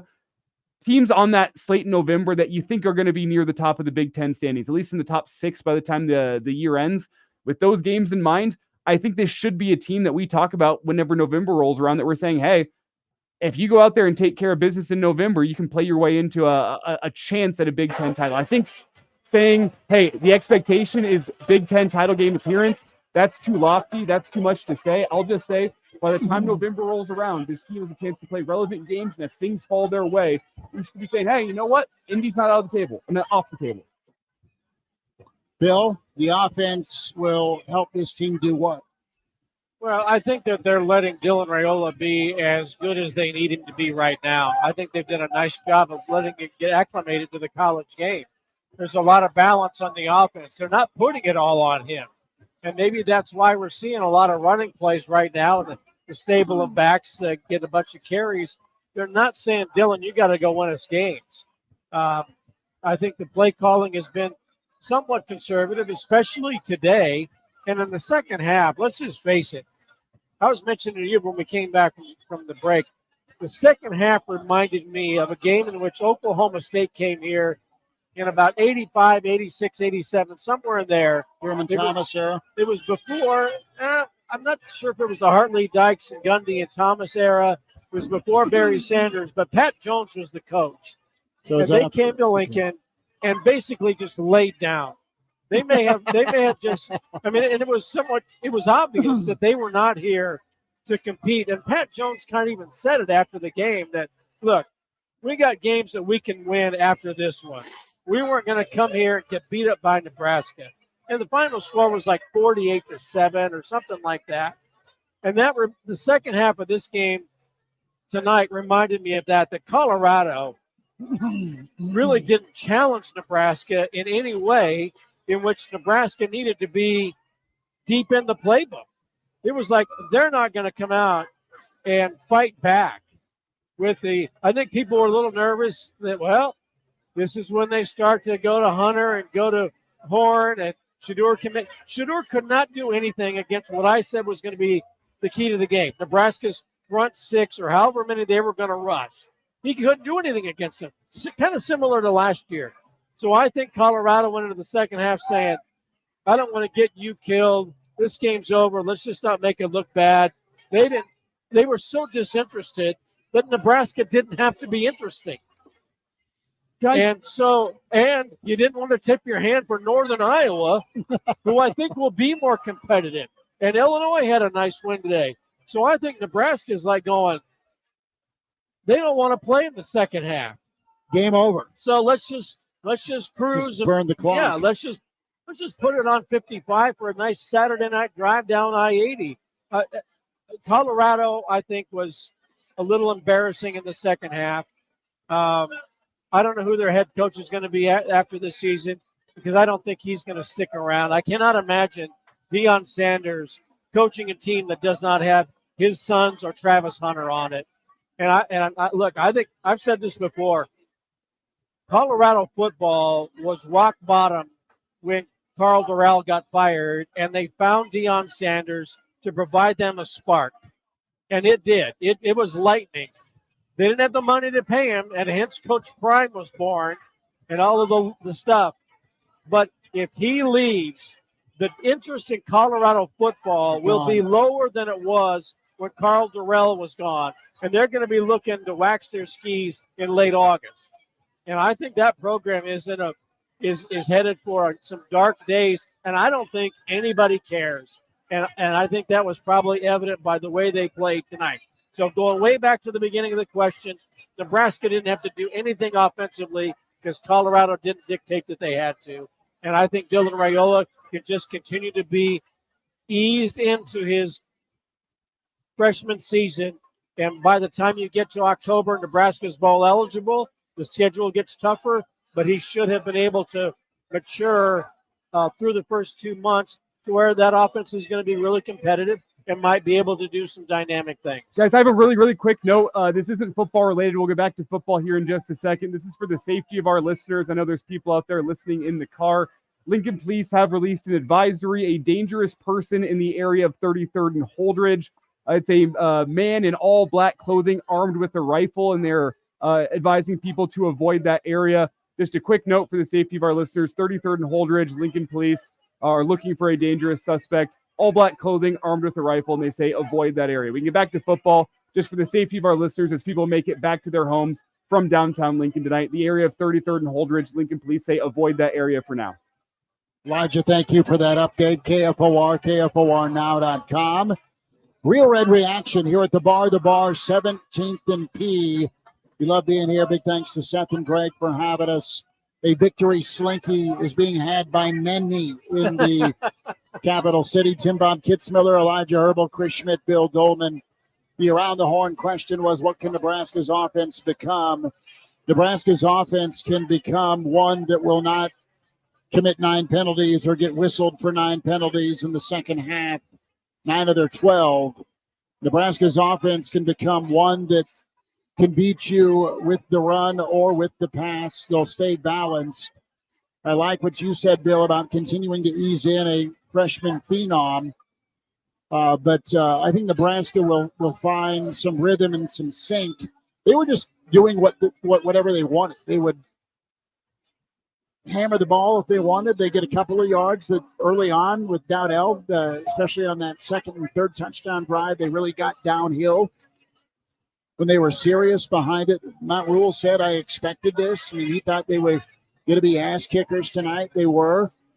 Nebraska's defense will keep them in every ball game they play, maybe even Ohio State. I mean, that was the chirping earlier today from the folks at Game Day and Big Noon. Everybody but one picked Colorado at Big Noon. Everybody but Desmond picked Nebraska today on College Game Day. So the fact that Nebraska won by 18 and it wasn't really even that close.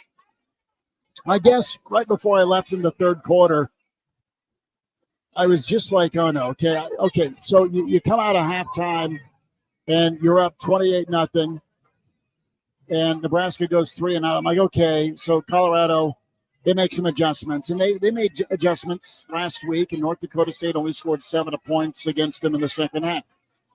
Fine. But this is the second half that their defensive coordinators made adjustments against two teams that are going to be problems for a lot of people. So maybe it's not just a Nebraska forgot to come out of the second half, but there was a celebratory era and aura about them going into halftime. I don't think they broke their arm, patting themselves on the back, but they know that they were really dominant. And I think part of what you said is absolutely right, Bill, that Nebraska knew that they kind of thrashed them early and let's just get out alive if you're Colorado. But I still had this twinge, Elijah, that, okay, Colorado's going to go down and it's 28-7. Then it's 28-14. I mean, so I guess I was just nervous for Nebraska fans that Colorado might mount a comeback. I guess I was waiting for Lucy to pull the football. Maybe I'm nuts. Flash back to, what was it, Washington 91 or 92? 1990. 1990. 91. And Colorado did it too, where they had that fourth quarter comeback. Both 1990. Yeah, where Washington did it to Nebraska and Colorado, like 27 points in the fourth quarter. I kind of had that in the back of my mind too, but the Nebraska pressure on Sanders was relentless, and he was just throwing off his game. They had a nice drive that was sparked by the block punt at midfield, and another thing, getting back to Nebraska's offense, I thought Nebraska's passing game planning probably gave a lot of respect to Colorado's secondary. It was short throws. Yeah. And Nebraska's short throws so far this season are probably even. They've done minimal damage on that short little quick game. They've lost a lot of yards. There's a lot of negative yards. Now, it gets the quarterback in rhythm, making an air quote easy throw, but you're not getting any yards. Nebraska's downfield blocking's not been great. No. So, I don't know. Maybe that needs to be looked at. I do like the touch throws, though. I mean, Dylan had a big 3rd and 12 he scrambled for that opening drive that was big, but he also had a 3rd and 18 after 48 penalties that were flagged where he found Borkacher up the middle. Yeah. So I guess last point here for me is I would like to have seen Nebraska punch in one touchdown in the second half. Yeah. You're not going to wind about 28-10. Nebraska wins it. Elijah, what are you wanting to do here, Big Cat? I was texting you. Essentially, our next commercial break will be the end of the show on KFOR. We do have an out of midnight. I am unsure how hard that out is. I know the clock will become right during the midnight hour if we go over that. So I just thought we'd let you know what the timing situation is. Still a little bit of time here, and if we want to keep going on the screen, we can. But I turn it over to Tim Bob, who I think had a thought on it. I just wanted to talk about Bill's comment about Dion and the demoralizing beating up. At one point in the broadcast, they're early fourth quarter, whatever it is, Dion takes his helmet off, walks over there and talks to his offensive line, which was really unusual, I thought, for the head coach, right? I mean, he didn't send his assistant. He went over and talked to him, and then when they came back out, killed. It was the conversation, Tim Bob. You're getting my kid killed. I thought maybe he was introducing himself to them. I know, and then he maybe introduced himself. But then when they came back out, they put in, the second stringers. I mean, it was like you said, it was a demoralizing experience for that offensive line to the point that maybe the coach said, "You don't want to play anymore. We're going to put in the other guy." So I think Colorado goes out of here beat up. Certainly Shadur took a beating.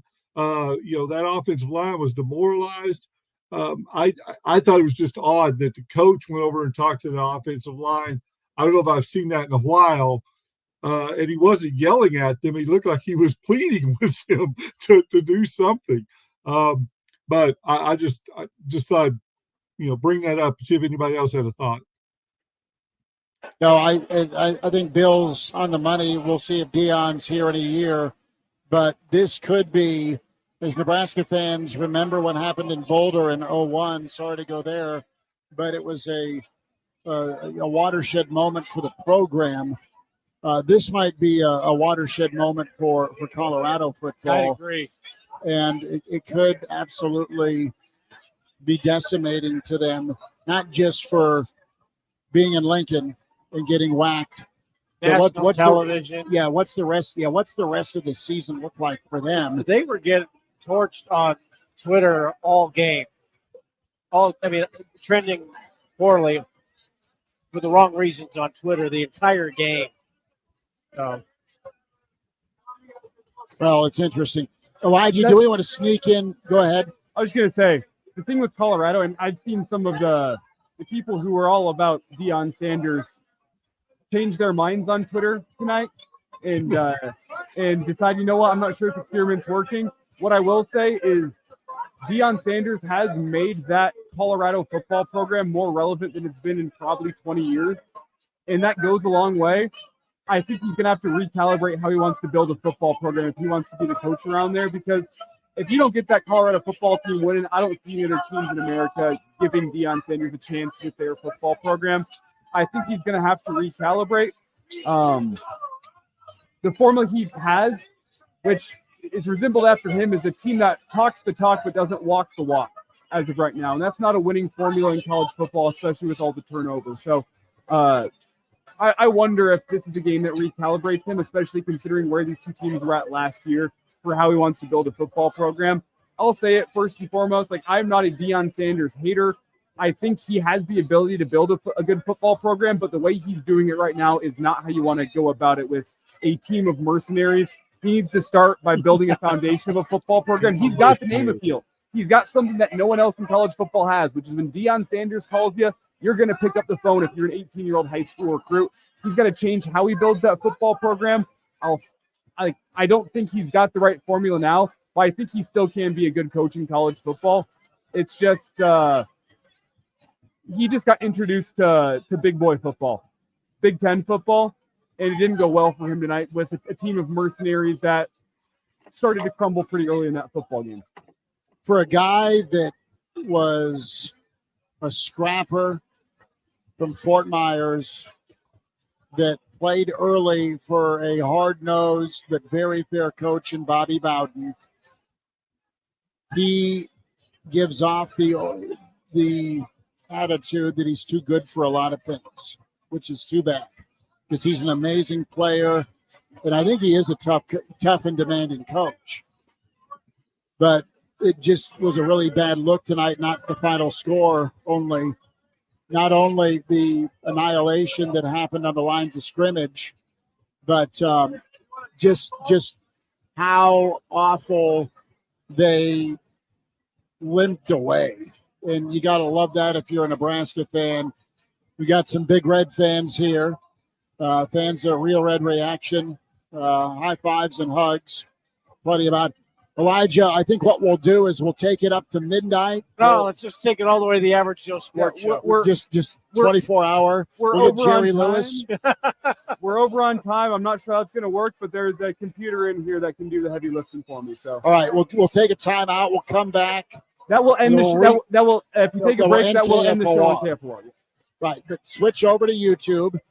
Hail Varsity YouTube, Real Red Reaction YouTube, KFOR Facebook, Hail Varsity Radio Twitter, KFOR Twitter, and we'll hear from Dylan Raiola. Can we do that on the stream? Yeah, well, we won't have to actually step aside once we go to break. We'll keep it here. I will say we can go listen to Dylan Raiola. I have that ready to go.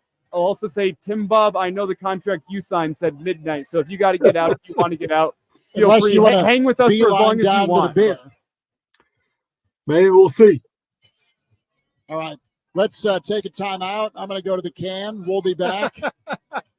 And we'll hear from Dylan Raiola. Well, all right, we're gonna hear from Dylan Raiola right now on the Real Red Reaction Show as Schmitty goes to the can. All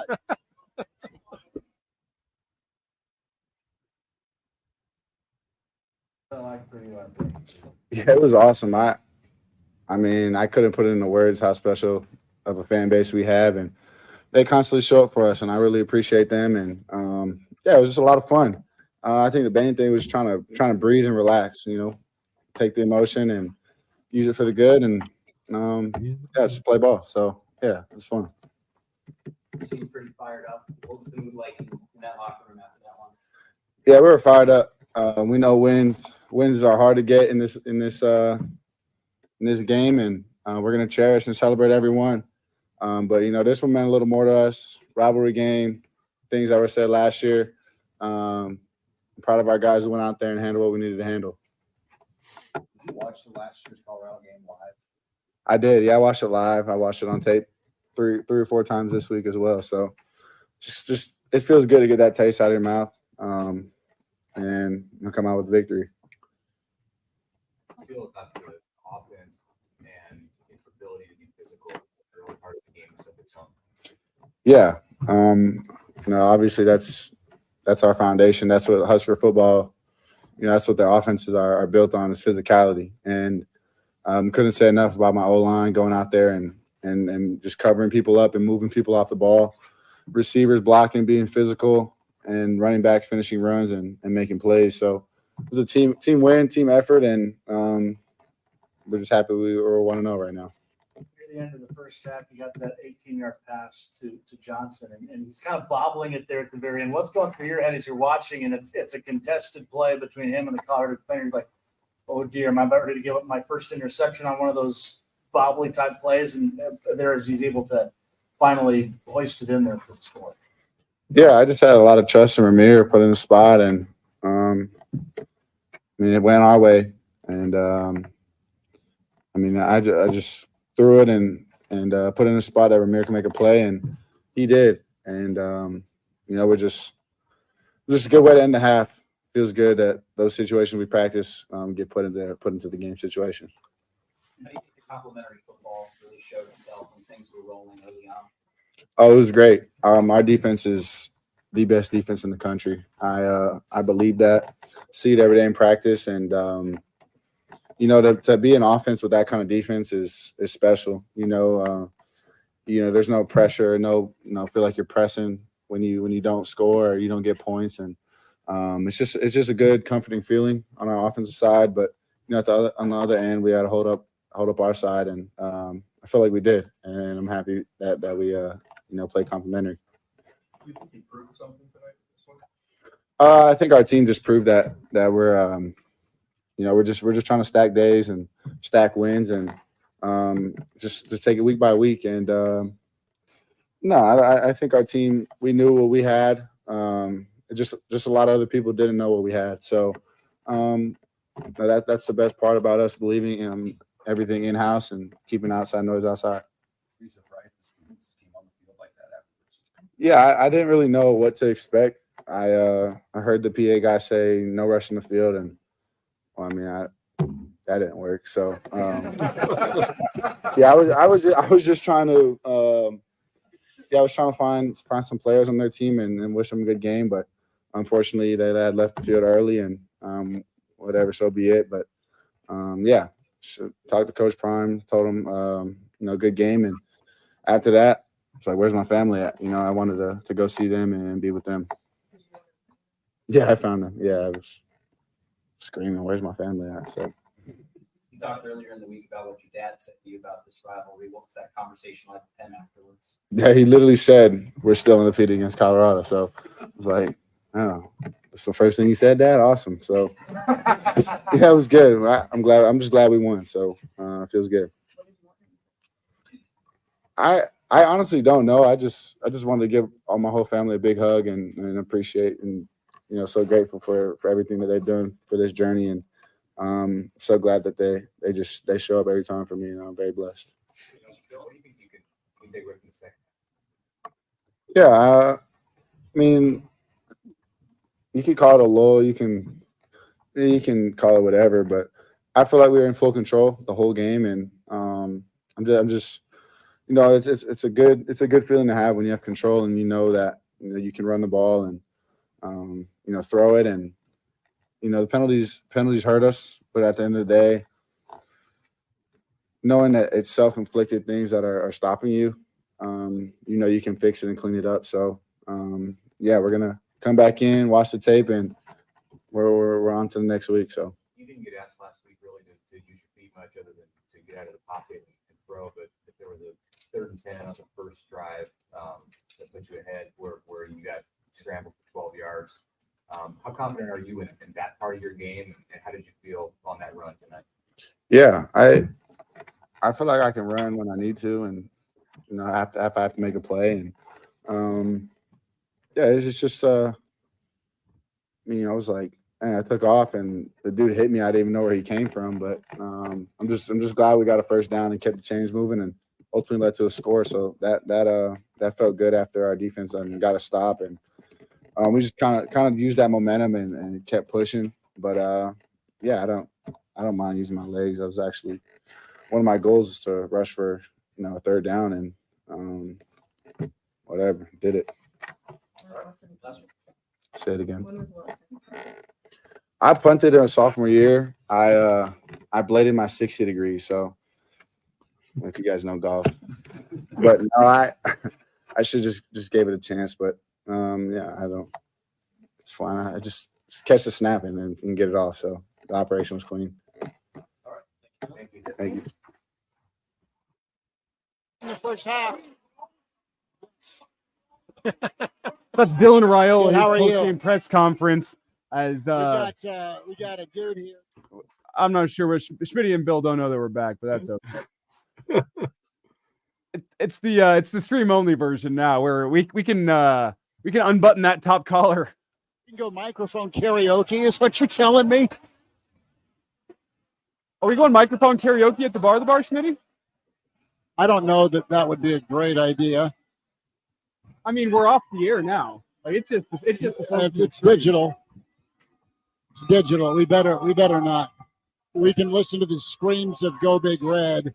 But on a serious note, you have an update here with what's going on. I'm getting texted by Junior about, he's asking what's going on around the city. We know Nebraska fans are in a celebratory mood, but you had an update from police a few minutes ago, Elijah, around 33rd and Holdridge. Unconfirmed, just scanner traffic as of right now, so completely unconfirmed. But we do have reports of a woman shot near 33rd and Holdridge. This was, again, dating back, we told you, a dangerous individual in the area of 33rd and Holdridge, a man wearing all black clothing with a rifle.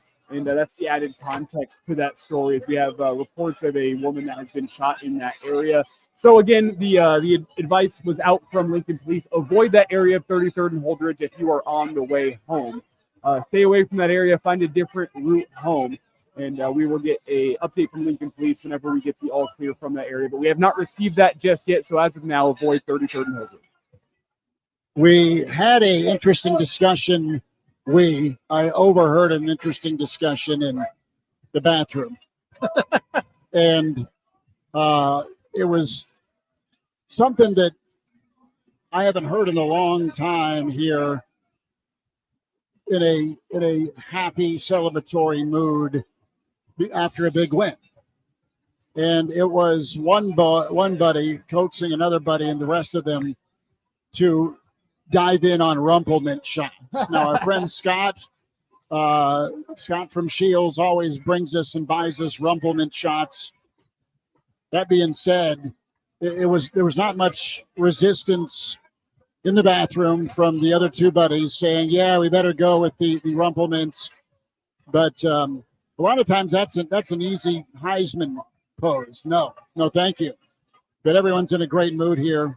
Folks are dancing, they're smiling, they're drinking, they're slinking, and we're here at the bar, 17th and P. Slim Chickens bringing you Real Red Reaction after dark. I think we can call it now, as it is digital only. That is YouTube. That's like and subscribe to Hail Varsity YouTube, Real Red Reaction YouTube, KFOR Facebook, KFOR Twitter, Hail Varsity Radio Twitter. Bill Dolman is with us. Elijah Herbal is with us. Tim Bob Kitzmiller, Chris Schmidt, as Nebraska 28 and Colorado 10. We have touched on the implications of tonight for Nebraska. We've touched on the implications of tonight for Colorado. We've dove in on the first half and how well it was done by the defense. the positive play by the offense and special teams. You've got a defense that just continues to will itself. And, Bill, they've got a little bit of help on offense now that this team will get better. They'll learn from this. And I think by week 3, they'll clean some things up. They'll need to be on it and better offensively against Illinois. They'll need to be better offensively against Rutgers.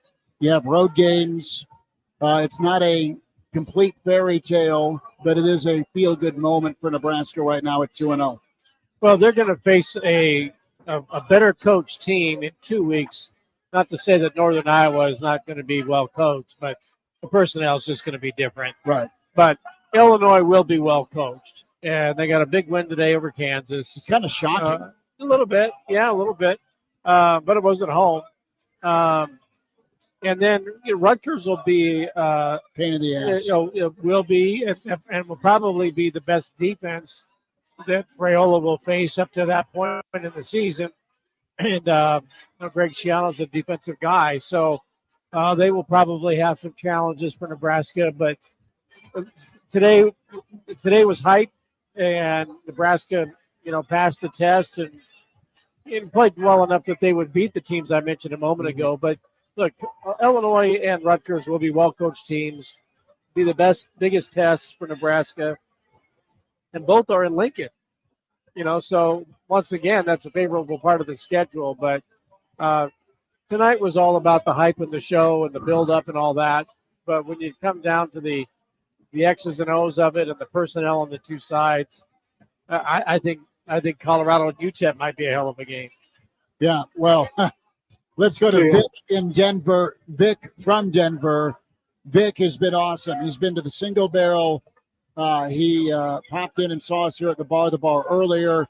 He shelled out a kidney to get his son to the game today and an RV parking spot, but he made it. Vic, it is awesome to hear from you on Real Red Reaction. You're a smiling Big Red fan from the state of Colorado. How are we doing?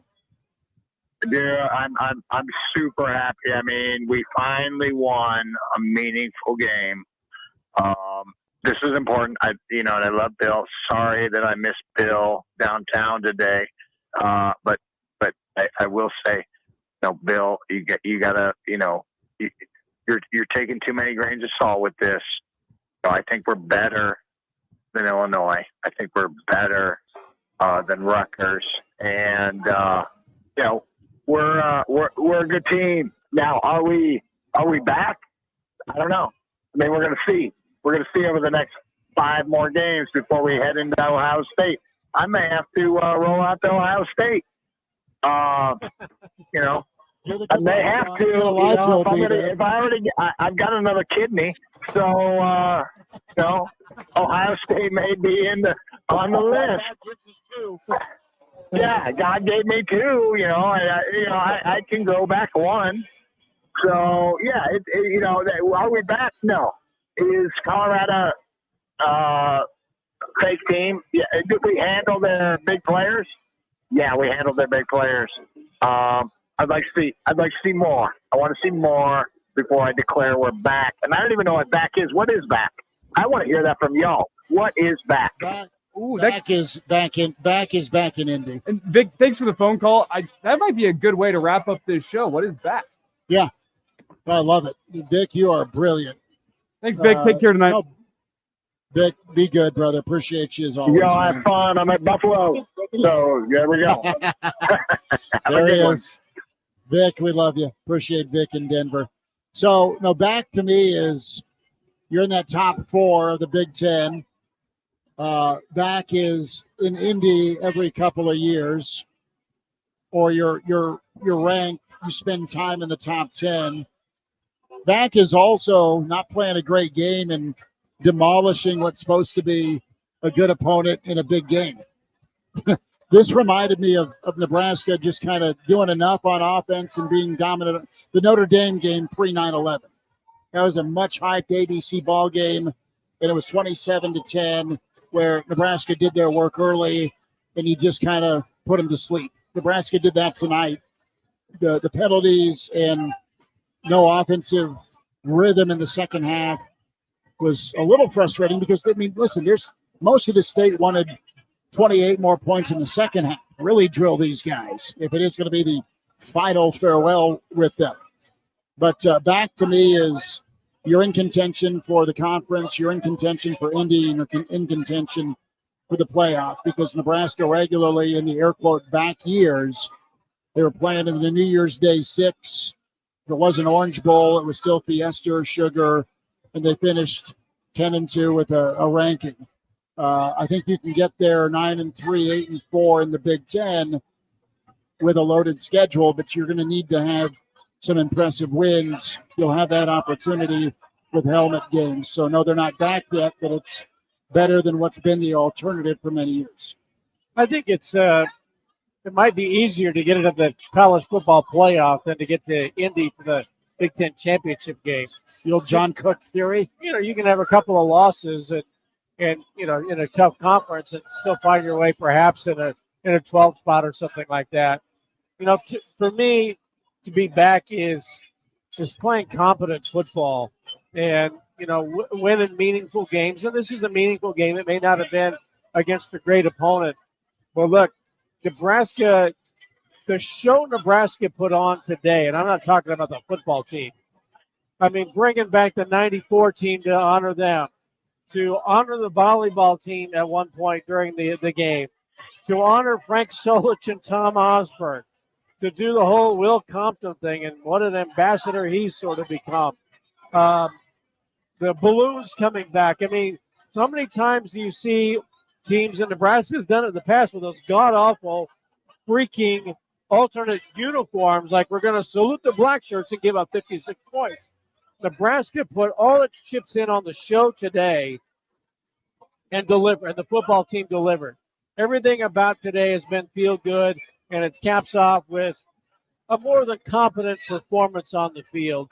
But I think if you look at the way Nebraska's organization is, defensively especially, the way it plays, the offense, the way it plays with the talent it has on the field. Nebraska had more talent on the field than Colorado, and that includes Travis Hunter, Shedeur Sanders, and Shiloh and Horn and all that.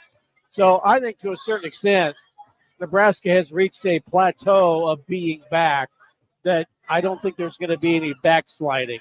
Okay. So not with this man as head coach. And I think you're going to see, and I said this, Nebraska's going to be bowl eligible before November. That's back. Okay. And you're bowl eligible and you're planning on, are we going to Orlando? Are we going to Scottsdale? Are we going to Florida, in Miami or something? That to me, in this era of college football, you get to that eight win threshold and early bowl eligibility. That's back in the way things are set up today. Elijah, what do you got? It's simple to me. What back is for Nebraska is being able to live up to the fan expectations that Nebraska fans have, and that's simple. It's winning the games you're supposed to win and thinking every game that is at home should be a win. I don't care what opponent is coming to town. I don't care if they're ranked number 1. I don't care if they're 0-12. You should feel like, you know what, Nebraska at home should win this football game. And overall, you should be beating all the teams that, from a resources and an interest point of view, you should be beating. Your Purdue, your Illinois, your Rutgers, Northern Iowa, UTEP, even, dare I say, Colorado. Those are the teams you should be beating. You have to take care of business against those teams 10 times out of 10. And then at home, you got to protect that home field advantage. Whether it's the number 1 team in the country or the number 25 team in the country or an 0-12 team, you should feel like coming into that game, Nebraska has a damn good chance to win. There shouldn't be games like that Michigan game last year where you're staring down the barrel of a gun and saying, well, Nebraska needs a lot to go right. There should be, every single game at home should be a game where you say, you know what, it's Nebraska at home. They got a fighter's chance. That's what Nebraska being back is to me, and I think Nebraska could be close to reaching that point based on what I've seen so far this season. Jim Bob, take her home. Well, I was just thinking about the AD gave a speech, and we heard him say that we got to quit chasing the national championships that are in the case. It's a different game. And I think, you know, I mean, in terms of the show, I agree with Bill. It was a electric atmosphere, and in the city and the stadium, and the showcase was there. So, from that perspective, it's back, but it's a whole different game, right? It's so different with NIL and players and everything. And I think for Nebraska, obviously a bowl appearance is a minimum. And when they're back, as you said, they're in the playoff picture. They're playing meaningful games in November. Wisconsin and Iowa games mean something in terms of not just pride and showing up and not getting beat, but the opportunity to go to Indy. So I agree with you, but I think it's an important point that Nebraska needs to stop chasing the Tom Osborne national titles in the case and go after what is the new era of college football. It's Tim Bob Kitzmiller, Elijah Herbal, Bill Dolman, Chris Schmidt signing off with Real Red Reaction from the Bar the Ball, 17th and P. Real Red Reaction brought to you by your friends at Slim Chickens. Slim Chickens, of course, find both locations. Get some wings, get some sweet tea. You get yourself some chicken fingers, incredible food, plenty of comfort. 14th and Pine Lake, 84th and Old Cheney, where you can go get Slim Chickens tomorrow before you settle in for the NFL and maybe some of your Sunday bets. Good news. Nebraska cashing that check today. 28-10 over Colorado. Remind you always to subscribe. Hail Varsity YouTube, Hail Varsity Twitter, KFOR, Facebook and Twitter. Your source, KFORnow.com to stream online. And as always, Facebook as well. We'll have an Average Joe pod tomorrow at 10:30. That'll be live. So check that out. Some more reaction tomorrow morning after some kegs and eggs. And then we'll be back at it 4 o'clock with Hail Varsity along the Hail Varsity Network and KFOR. Tim Bob, appreciate you much. Thank you for checking in today on Real Red Reaction. Elijah, thank you for amazing work today. Bill, appreciate you coming by. Hi, brother. And Chris Schmidt saying we'll say goodbye and can always check things out on YouTube and Twitter. Elijah, what's up? Tim, did you have something you wanted to say? I'm good. Thanks. Okay, I do have one final thought here. I'm going to leave it up as we sign off. The photo of the night as we say goodbye. All right. There it is, Elijah Herbal. And talk to you next time on KFOR, KFORnow.com.